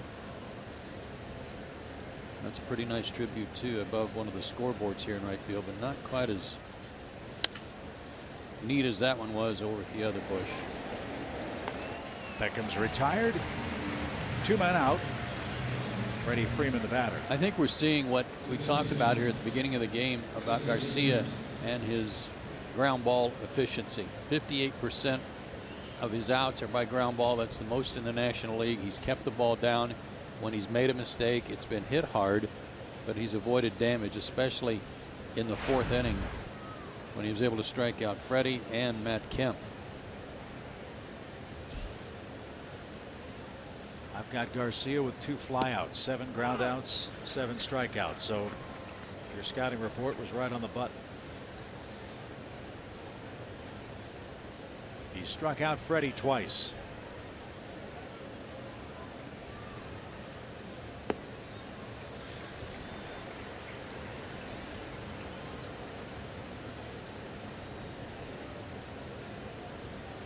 He knows he's going to have a good chance to win if he's got that working right there.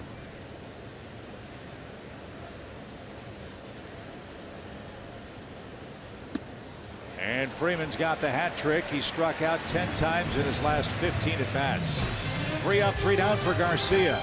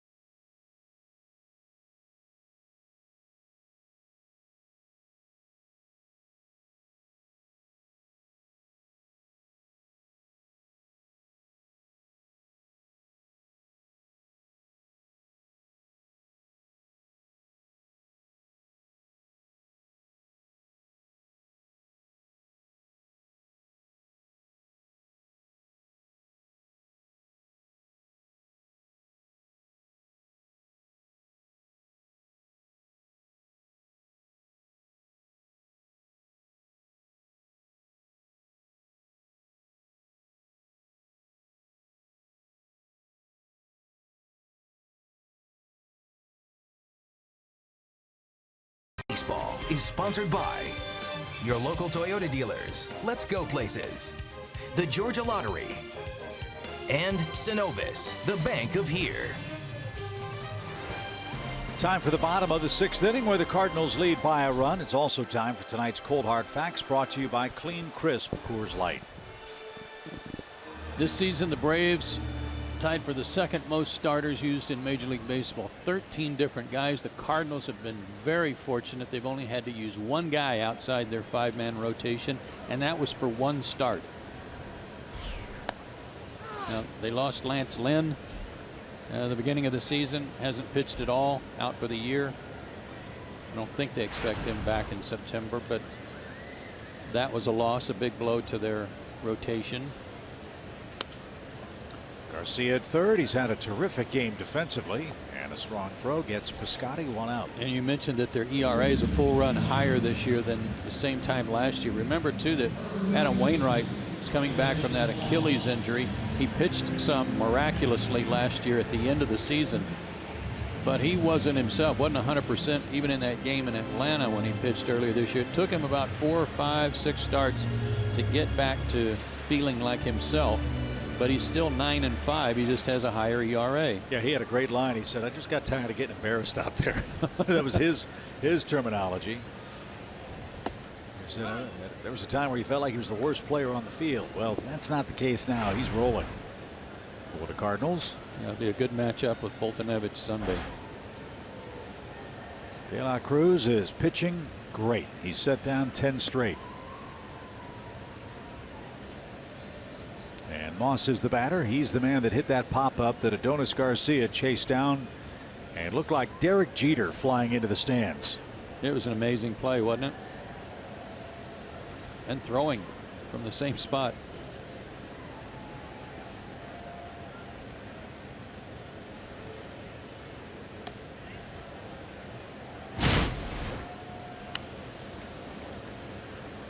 I mean, sacrificing body and limb, held it, and then threw to second base from there. And the fans, look at them. Yep. These St. Louis Cardinal fans, I'll tell you, greatest fans in baseball. If you don't believe them, ask them. But very much appreciating that good play. 3 balls and a strike for Moss. Matt Holliday waits on deck.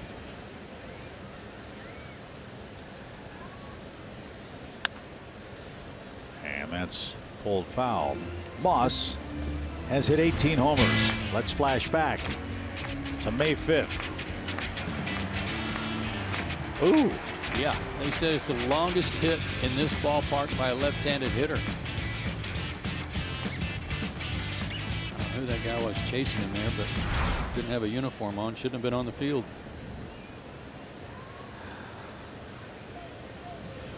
He hit it in a perfect spot too. Mercy. Yeah.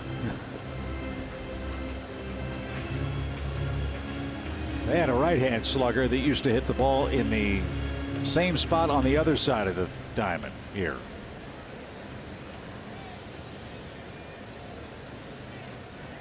And he hit him there so often they named the section after him.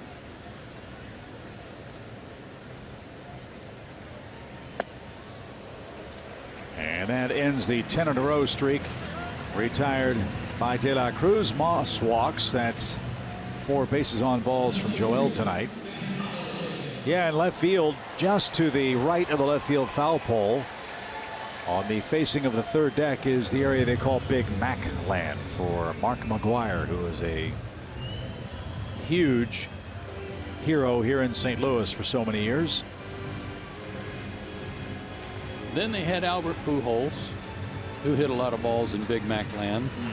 I mean, that was pretty good succession there, wasn't it? You bet. Albert Pujols, by the way, since he's gone to the West Coast, you almost never hear about him in the East anymore, and it's a shame. A couple of days ago, he had his 12th career walk-off homer. That's one behind Jim Thome for the all-time lead. With the homer, he passed Lou Gehrig and tied Ken Griffey Jr. for 7th all-time in extra base hits. And Pujols is now 19 homers away from 600 in his career. For my money, and I saw him when he broke in with the Cardinals, as you did, against the Cubs a lot. Best right-handed hitter I remember. Best right-handed hitter I remember seeing. Better than Manny Ramirez. Hard to argue.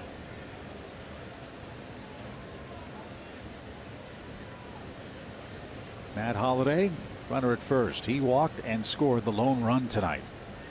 Braves bullpen has begun to work.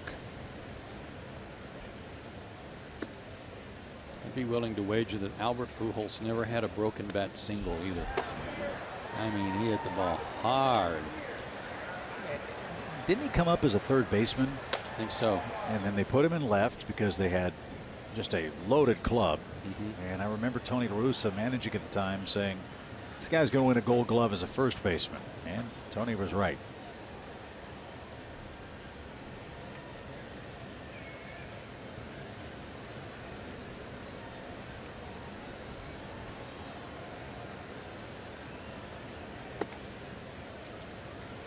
Big American League game tonight. Texas and the Astros. Houston's trying to chase down the Rangers. They're 6.5 games back, and they're beating Texas 4-0 tonight. That is rare. The Rangers have had their way with Houston in the first 3.5 months. Here it's 1-0 Cardinals. A Jaime Garcia 2-out single in the second.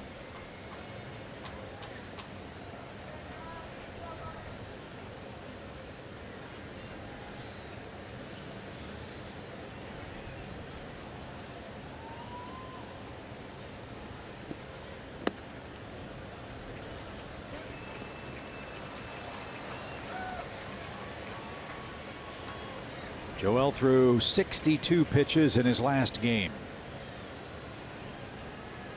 He just threw his 80th. Saw the activity in the Braves bullpen. Pretty obvious that Brian Snitker thinks he's pretty much on fumes at this point after the 1-out walk here.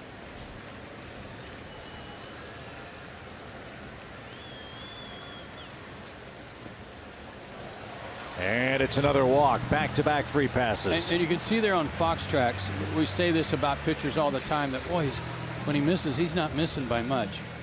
That's not the case tonight for Joel. He's missing by a lot when he's missing, and that's going to do it for him. Yeah.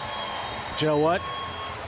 He has nothing to be ashamed about tonight. In fact, he should be ecstatic at the way he pitched against the Cardinals here in St. Louis. Packed house.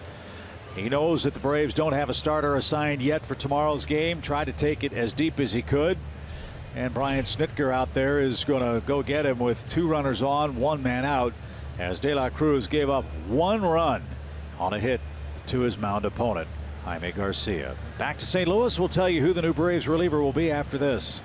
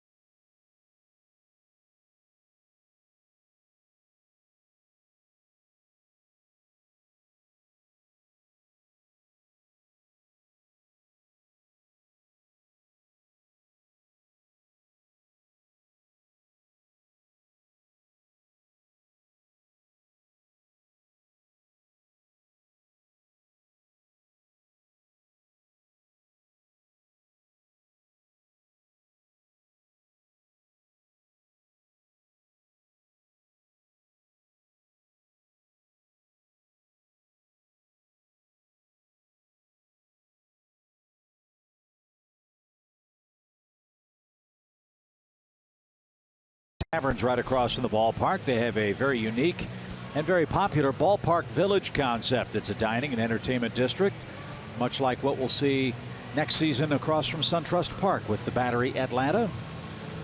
And on a baseball weekend in St. Louis, downtown is hopping. And Jose Ramirez will come in and pitch for the 7th time. That .953 ERA is affected greatly by 2 games he pitched against the Cardinals in Atlanta at the beginning of the season. 2 innings, 5 hits, 4 walks, 6 runs. He'll try to get a bit of revenge too. But it's funny, I'm looking at this back page of the Braves notes, and it gives you a history for this season and career of batters and pitchers. How about the fact that the Braves career pitching versus the Cardinals, there's only 4 guys. There's only 4 guys on the entire staff right now that have ever pitched against the St. Louis Cardinals. O'Flaherty, Johnson, Withrow, and Jose Ramirez. Well, the last time through rotation for Atlanta, not a single one of the starters was on the opening day roster. And again, that will probably be extended tomorrow when the Braves announce the starter for Game 2 after tonight's series opener. 2-0 for Yadier Molina. Molina's 0 for 2 with a flyout and a ground out.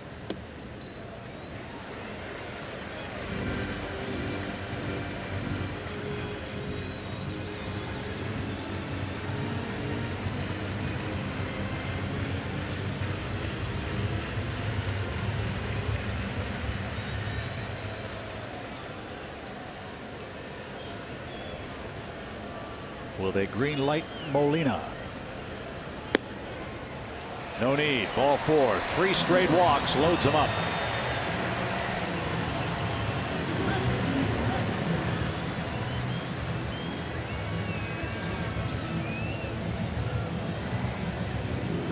I know there's only so many guys you've got down there in the bullpen and on your staff. And when I saw Roger coming out of the dugout, I thought it was Brian Snitker. Because at some point you got to find somebody that'll throw a strike. Yeah. Well, and that's been, I don't want to say frustrating, but that's what has made these games for the Braves so intense, for lack of a better way of putting it. These kids are putting themselves into high leverage situations because of that very point. They're not throwing a lot of strikes. Terrell Jenkins had base on ball issues, pitched around most of them. De La Cruz tonight walked 5 men. 1 of them scored. Now you got them loaded and only 1 out in a 1-run game. And you're right. And to a large degree, that's understandable for a young pitcher pitching in this ballpark against a team that's leading the league in homers. You get it. Trying to pitch away from contact. But, and it's a big but, as you know, keeping the ball down, you know, in the zone, just working to the bottom part of the zone, both sides of the plate. You're not going to be successful in the big leagues if you walk people. That looked like a pretty good pitch. 1 ball, 1 strike for Jed Jerko.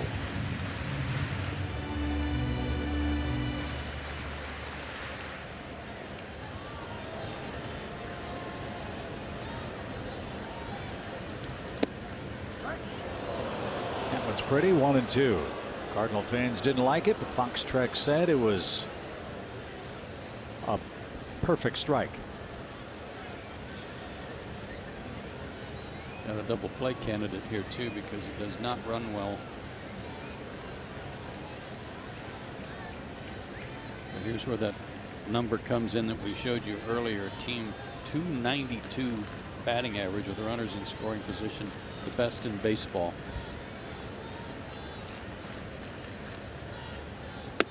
Yeah, did he go? Yes, he did.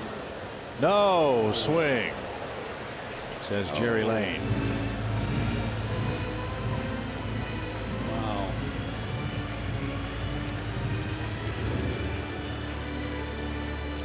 Runners in scoring position, less than 2 out.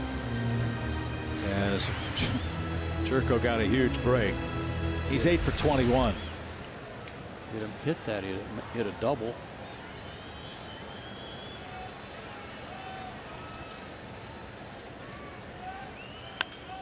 Popped up.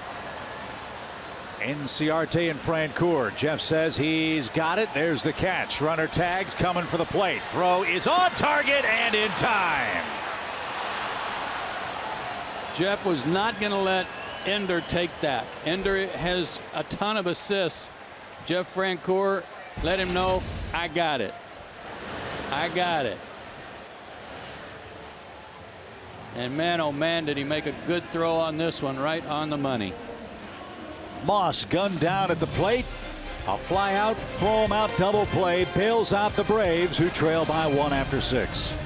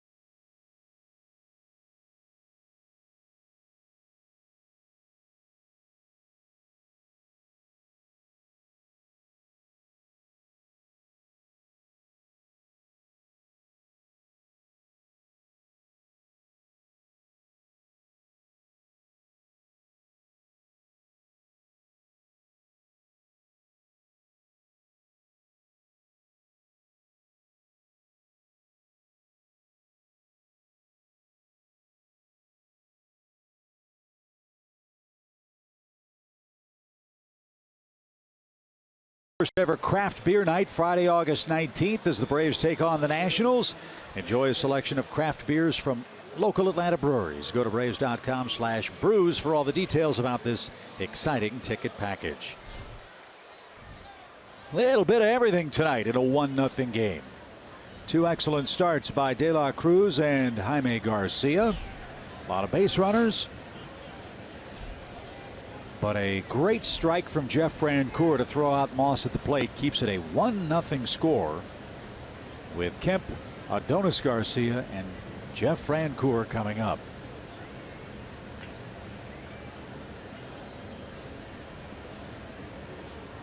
That was career assist number 133 for Jeff. There's only one player in the major leagues with more, and that's Carlos Beltran of Texas. Ichiro Suzuki has 122. Nick Markakis with an even 100 career assists.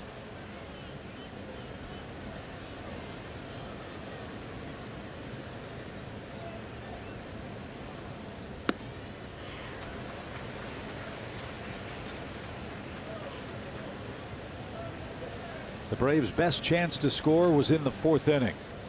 Inciarte walked to start the inning. Gordon Beckham singled him to third. First and third, nobody out. Freeman and Kemp struck out.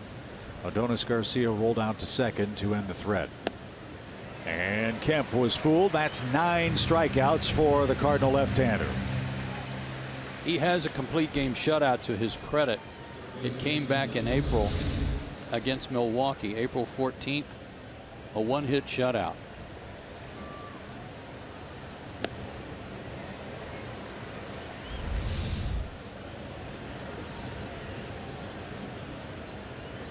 Garcia tonight, Carlos Martinez tomorrow night, Adam Wainwright Sunday afternoon. That's the trio of Cardinal pitchers the Braves have to face in St. Louis.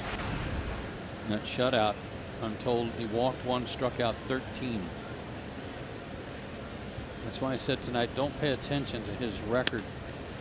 Off the pitcher's glove, out to short. Throw to first in time, 2 down. Yes, he's capable every time he goes out there of doing something like he's doing tonight. And you just saw a major league record. Did I? A batted ball off the bat of Adonis Garcia, off the glove of Jaime Garcia, and fielded by Greg Garcia. Well, good catch by Greg Garcia. That's a good one. And 2 out.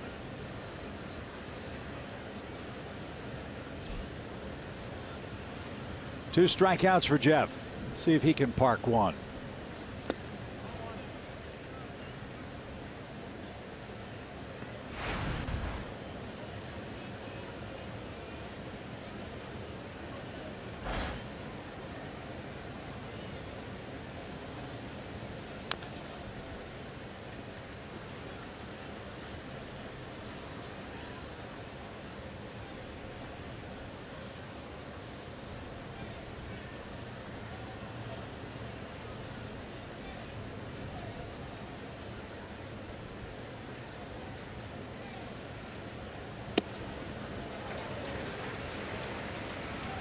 Freeman 3 strikeouts, Kemp 2. Jeff has 2. Does this guy fall into the sneaky fast category? Yes.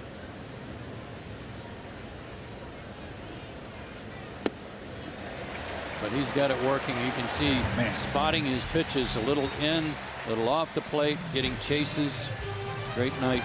10 strikeouts and a 1-run lead.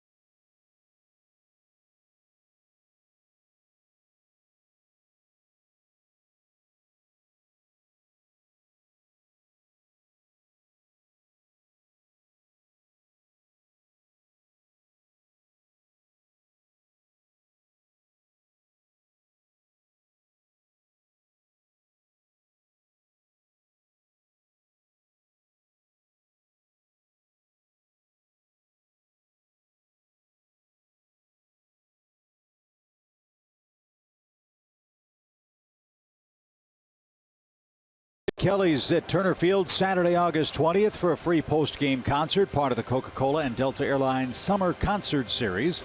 Field passes are also on sale for only $20. Go to Braves.com/Tori Kelly today. Third pitcher of the night is Hunter Cervenka for the Braves. Hunter picked up his first big league win against the Pittsburgh Pirates. In fact, the Braves were trying to do something tonight that had not been done since 1913. The Braves organization had never had 3 consecutive pitchers earn their first major league win. Remember, Rob Whalen did it. Cervenka, tonight it would have been De La Cruz, but he's out of the game with a 1-0 deficit.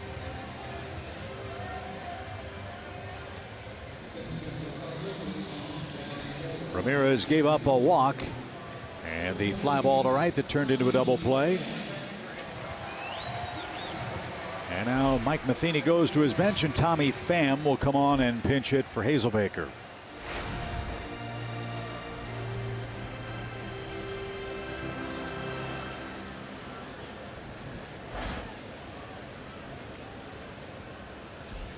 '42nd game for Tommy Pham. 8 homers, 13 RBIs, a .245 average.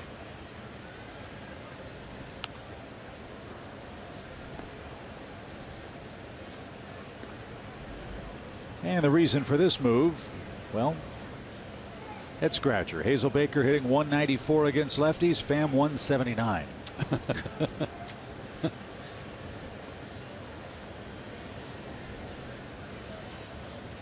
We'll see if he stays in defensively, as that one's taken above the golden bat on the Cardinal shirt. 1 ball, 1 strike. I would guess he will. So why not take your chances with a right-hander?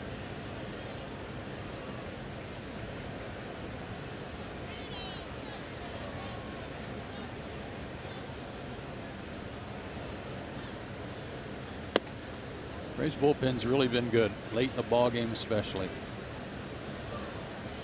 Withrow gave up a home run last night to David Freese, but it turned out not to be enough, and that's the only run I can remember that any of the guys in the late innings has given up in a long time. That is the only earned run the Braves bullpen's given up this month. 1 earned run in 10 2/3 innings, and more importantly, before Ramirez's base on balls, 1 walk. 1 walk in that stretch. That's so important. 3-1 here to the leadoff guy. Make him swing.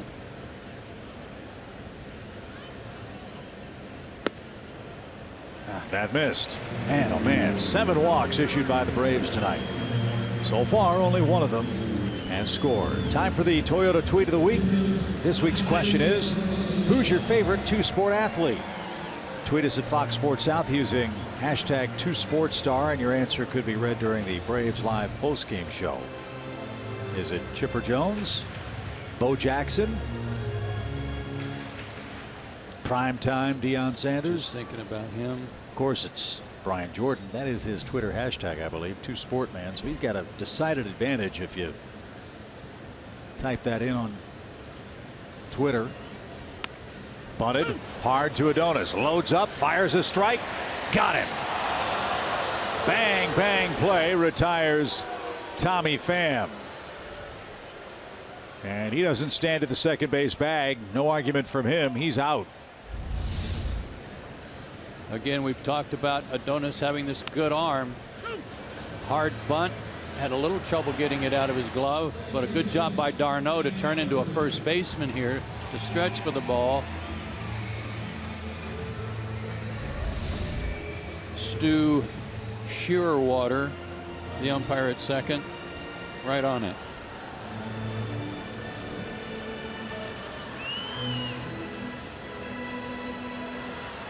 So Carpenter's the batter. He's 0 for 3.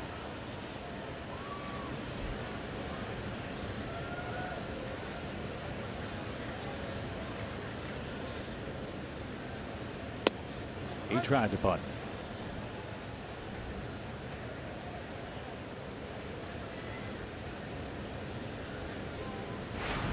Those were 4 pretty good choices there, though, on the multi-sport guys. Oh, yeah. Bo Jackson, very tough to beat. Deion Sanders, All-Pro, Hall of Fame, football. Brian Jordan. I think Brian Jordan could have played anything. Yeah.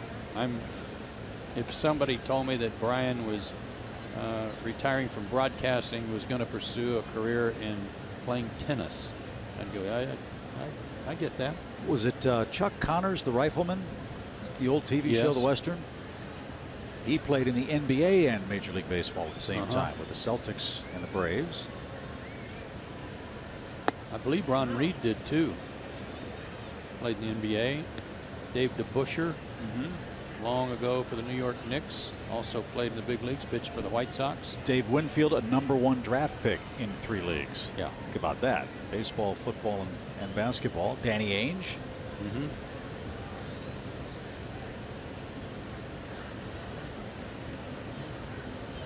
2 balls, 1 strike for Carpenter with 1 out. And I would guess for the players, the financial rewards of being a professional athlete are tremendous, quite obviously. But in some way, they're probably a hindrance, because the player that wants to play another sport, well, the organization that's paying him the most isn't going to let him do it. He's going to get hurt or the risk of injury. Those 2 sports stars, at least at this level, probably a a thing of the past, barring some great circumstance. Kemp left near the line, near the stands, gets there. And Carpenter 0 for 4 is the second out. There have been others, though, and not so distant past, like Drew Henson, who was a #1 pick by the Yankees and wanted to play football at Michigan, quarterback for Michigan. Who are we talking to about him? The Yankees Farm Club was in Columbus, Ohio. Oh, right. And Drew Henson's the Michigan quarterback, big phenom, and here he is playing in the Yankees home ballpark for their AAA team, and he's getting booed from all the Ohio State fans. Just getting brutalized. That'd be no fun. As Garcia takes a strike.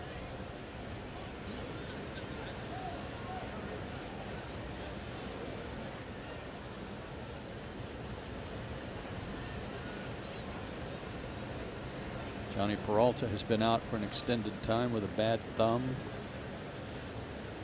Aledmus Diaz out with a fractured hand. This one's beaten toward first. Freeman with a backhand pick, and he'll step on the bag to retire the side. Only one run separates the Cardinals and the Braves tonight. We're through 7.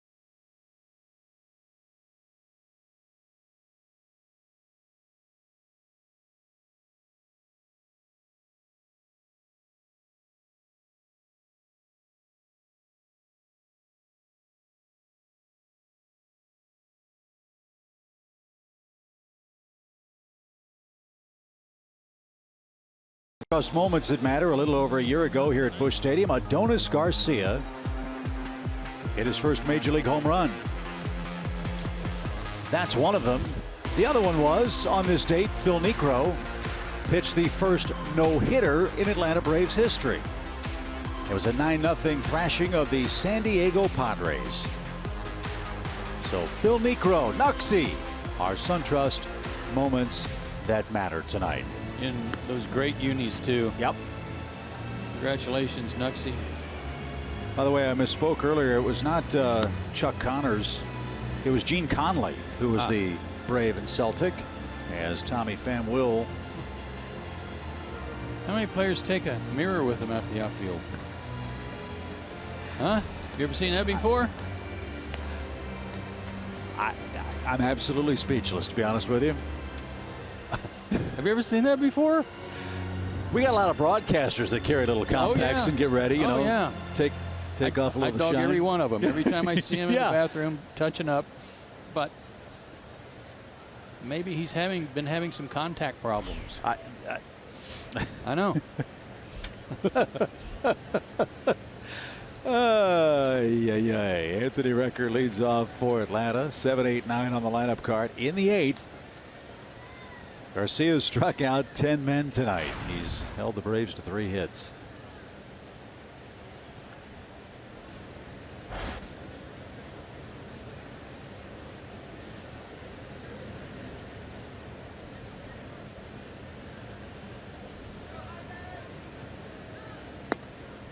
Yeah, Tommy Pham trying to win the coveted Max Factor Award. Yeah, it's very elusive.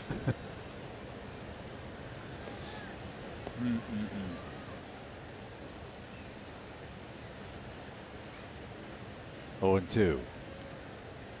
Recker has a double. That came with 1 out in the Braves' 5th.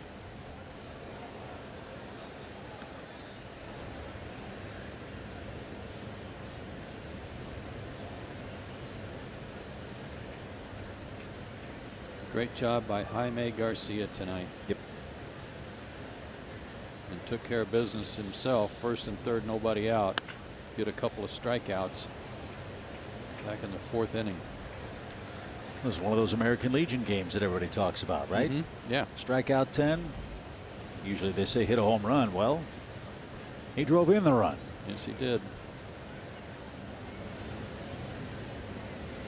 And he's trying to win his 3rd career decision against the Braves. 42,421 tonight. 4-2, 4-2-1. And they'll pack him in again tomorrow night for game 2. You know, if they had some kind of thing like they do in basketball where they say it's going to be a blue night, everybody dressed in blue, half the people wouldn't show up. They don't know anything in blue. No, that's Cubs color. Well, I was thinking about their navy that they wear too sometimes. Oh, on yeah, the yeah, road. yeah. Their navy.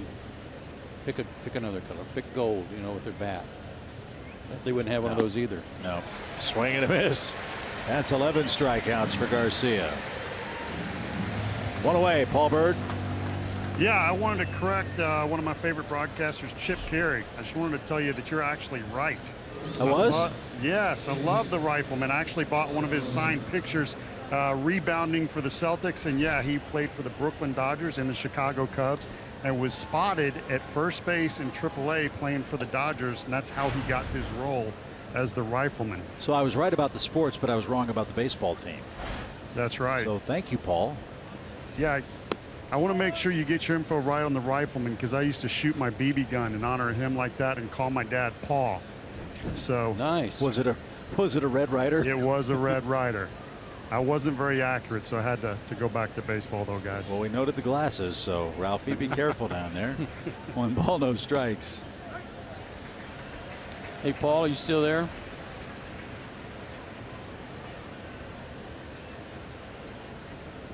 Paul Bird, come in Calcutta. Come in Calcutta. What did you got, Joe?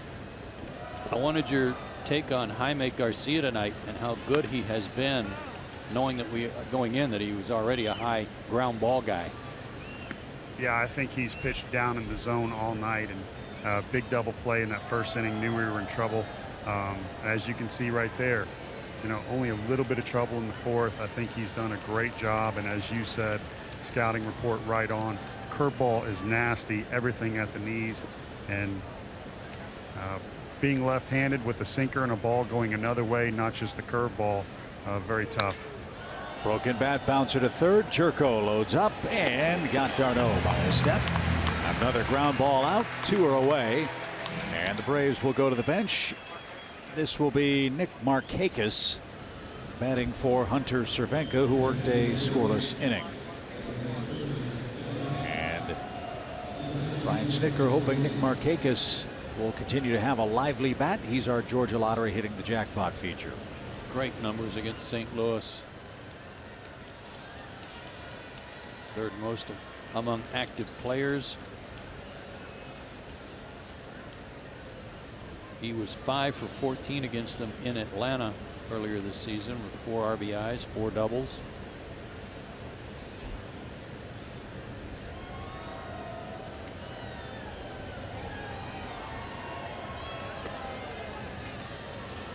Nick had a good homestand, 9 hits in 24 at-bats. And 0 for 3 last night, snapped his 7-game hit streak, which matched a season high. Yeah, he had some rough at-bats last night, but then stepped up and stroked that sacrifice fly.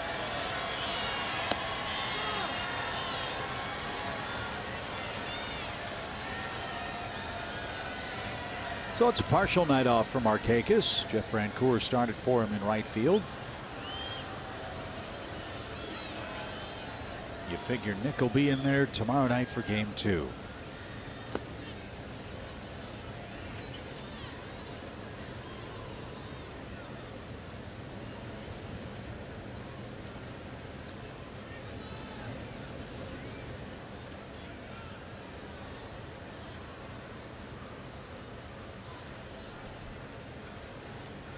Got a couple of other 1-0 games working in the big leagues tonight, as this one's hit towards second. Carpenter will throw on the run to get Nick. That's it for Atlanta in the 8th inning. Cardinals 1, Atlanta nothing. Piscotty, Moss, and Holiday coming up for Jaime Garcia.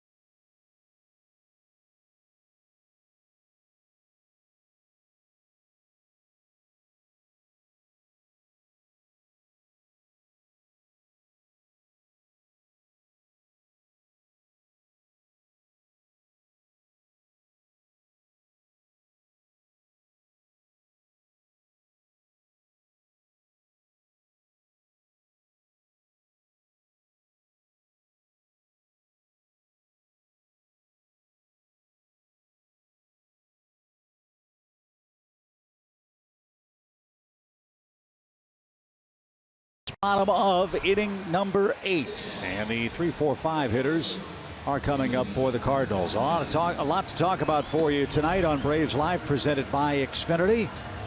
We hope that will follow a Braves comeback here in St. Louis. Mauricio Cabrera is pitching in more and more important innings, and he's pitching with more and more success and confidence. And as we suspected, those strikeouts are beginning to come now. Not a lot of them when he first came up. There's been a bunch lately.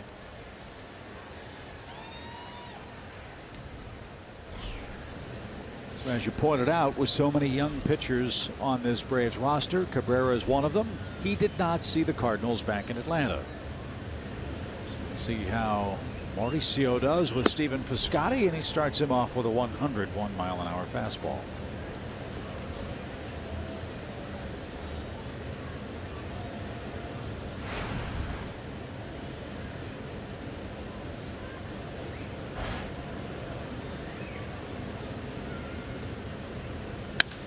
Sharply hit to second. And Cabrera gets his first man, 1 man down. Here's Moss. 3 straight Cardinal walks in the 6th inning came with 1 out. Moss was at third base when Judd Jerko hit a fly ball to right. Jeff Rancourt called off Ender Inciarte, made the catch, and threw a 1-hop strike to the plate to retire Moss and keep this game 1-0 Cardinals. Moss also was robbed by Adonis Garcia, who made a tremendous diving catch into the stands to handle his pop-up.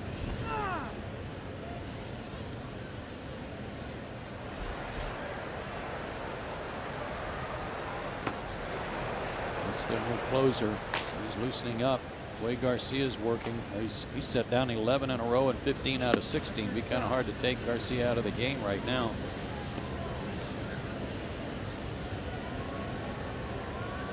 It is Sung-Won Oh, who's in for Trevor Rosenthal, who's out with shoulder inflammation. 1 ball, 1 strike for Moss.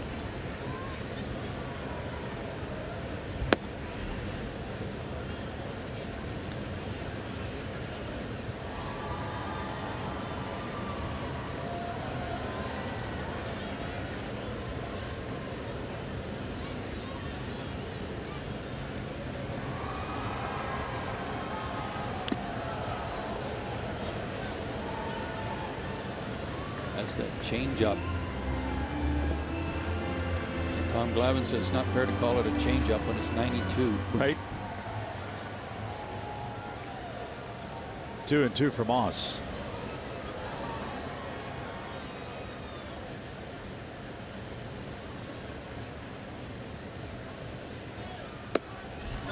Strike 3 outside corner, and Moss didn't think much of that call from Hunter Wendelstedt. Frustrating night for the Cardinal first baseman.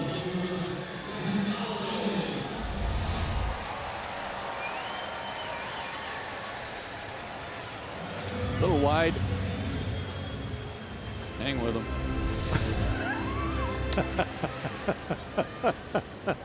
I love it. 2 outs. Here's Holliday. Couple of walks and the only run tonight.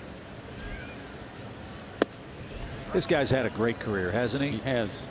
And terrific hitter. One of those players that started his career in Colorado, had the Coors Field rep, went to Oakland, and then came here to St. Louis and hasn't stopped hitting for the Cardinals.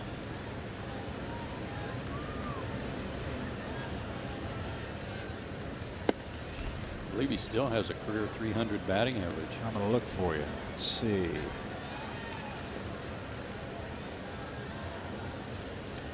.6'4", 240. Not only does he have a .307 average coming into this year, it's .303 now.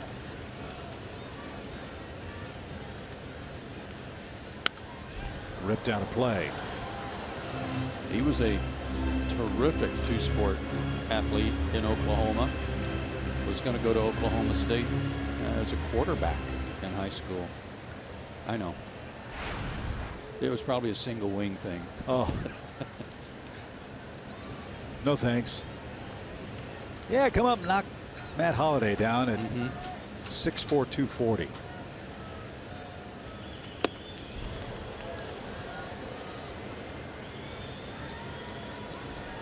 (1,901) career hits for Holliday entering this season.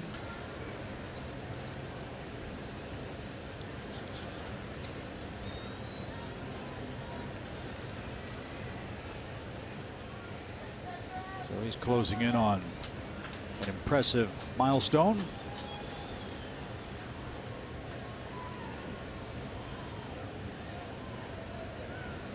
The 2-2 is skied toward left center. Inciarte is there. He's got it. And it goes to the 9th inning. Braves have the right guys coming up. 1, 2, and 3 on the lineup card, needing 1 to tie and 2 to take the lead.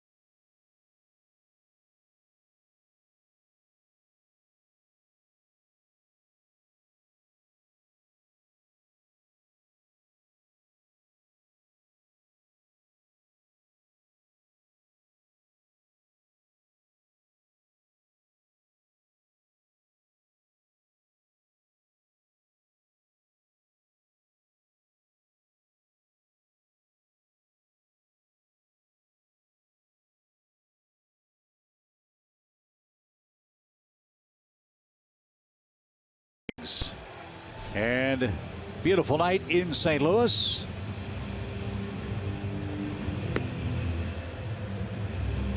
And the rooftop. Bird's eye view there. Indeed, as The sellout crowd in St. Louis is a little surprised that Jaime Garcia is not going to be allowed to finish this game off. Sung Won Oh is coming on. He's the fill-in Cardinal closer with Trevor Rosenthal on the disabled list. 8 for 10. You see the batting averages against him are very low. This guy was in 571 games in Korea and Japan, had a career 1.81 ERA. He lives down and away.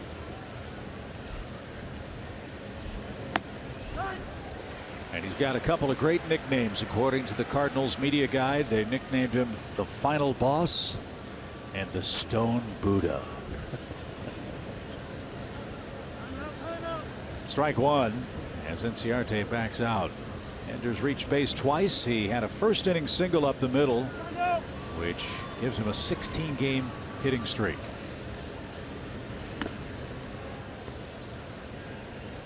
O's fastball has been described like Garcia's is very sneaky quick. He's in the low 90s, kind of short arms it, hides it well.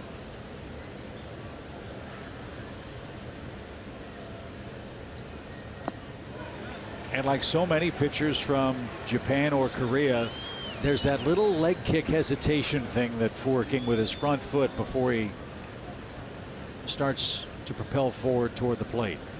He's no kid. He's 34 years old.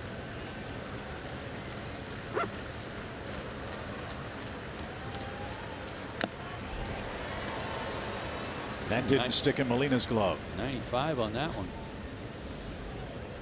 Mentioned Trevor Rosenthal. He had a PRP injection, one of those platelet plasma deals. Try to help clear the inflammation out of his shoulder. As this one's lined to third, and Jerko intercepts. That was headed for the corner. Bad break for Inciarte. There's the first out. Well, he was aptly named there.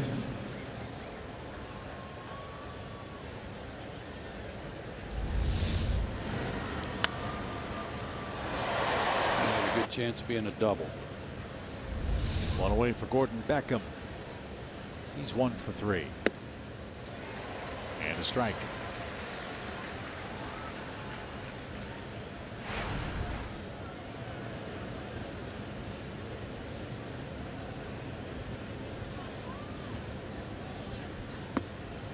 As we told you, each one of these games between the Braves and Cardinals has a big impact on the National League wild card race. The Cardinals and Marlins are tied with identical 57 and 51 marks. They're playing identical games tonight. Cardinals are winning 1-0. Miami's winning 1-0 in Denver tonight. That one's in the 6th inning. Pittsburgh got a win at home over the Reds 3-2.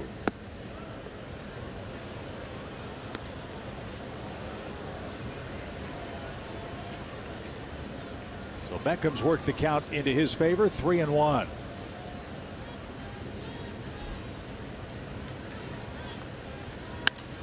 Fly ball center.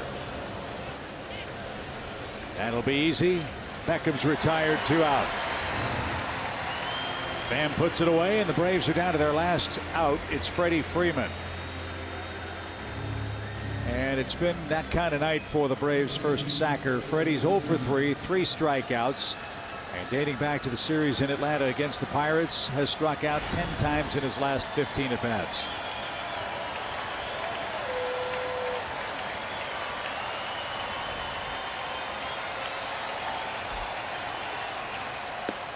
Maybe he needs a day.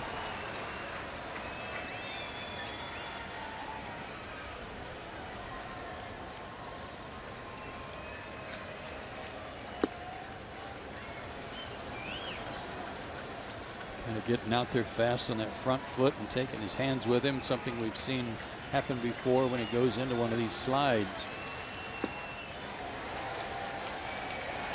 Couldn't check his swing. 2-1 the count.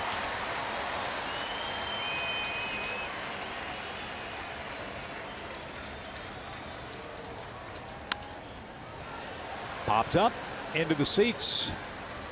Oh, has battled back to a 2-2 count.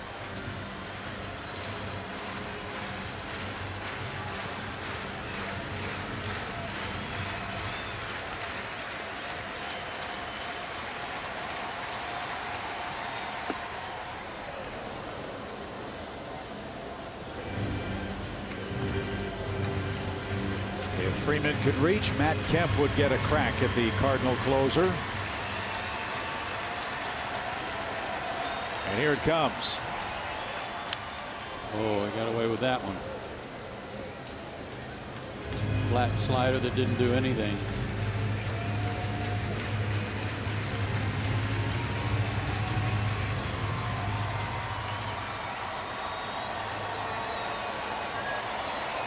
Another 3-2 pitch.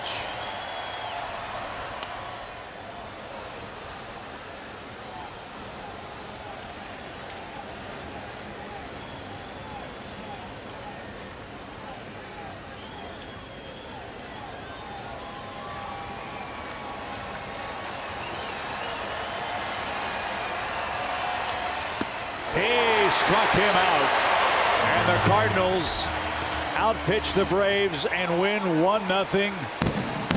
Oh, gets the save, but this was Jaime Garcia's night tonight. The Cardinal left-hander struck out 11 and provided the only run-scoring hit as St. Louis wins with 1 run and 2 total hits tonight. Wow, tough way to start the road trip for Atlanta. We'll recap it before a packed house in St. Louis after this.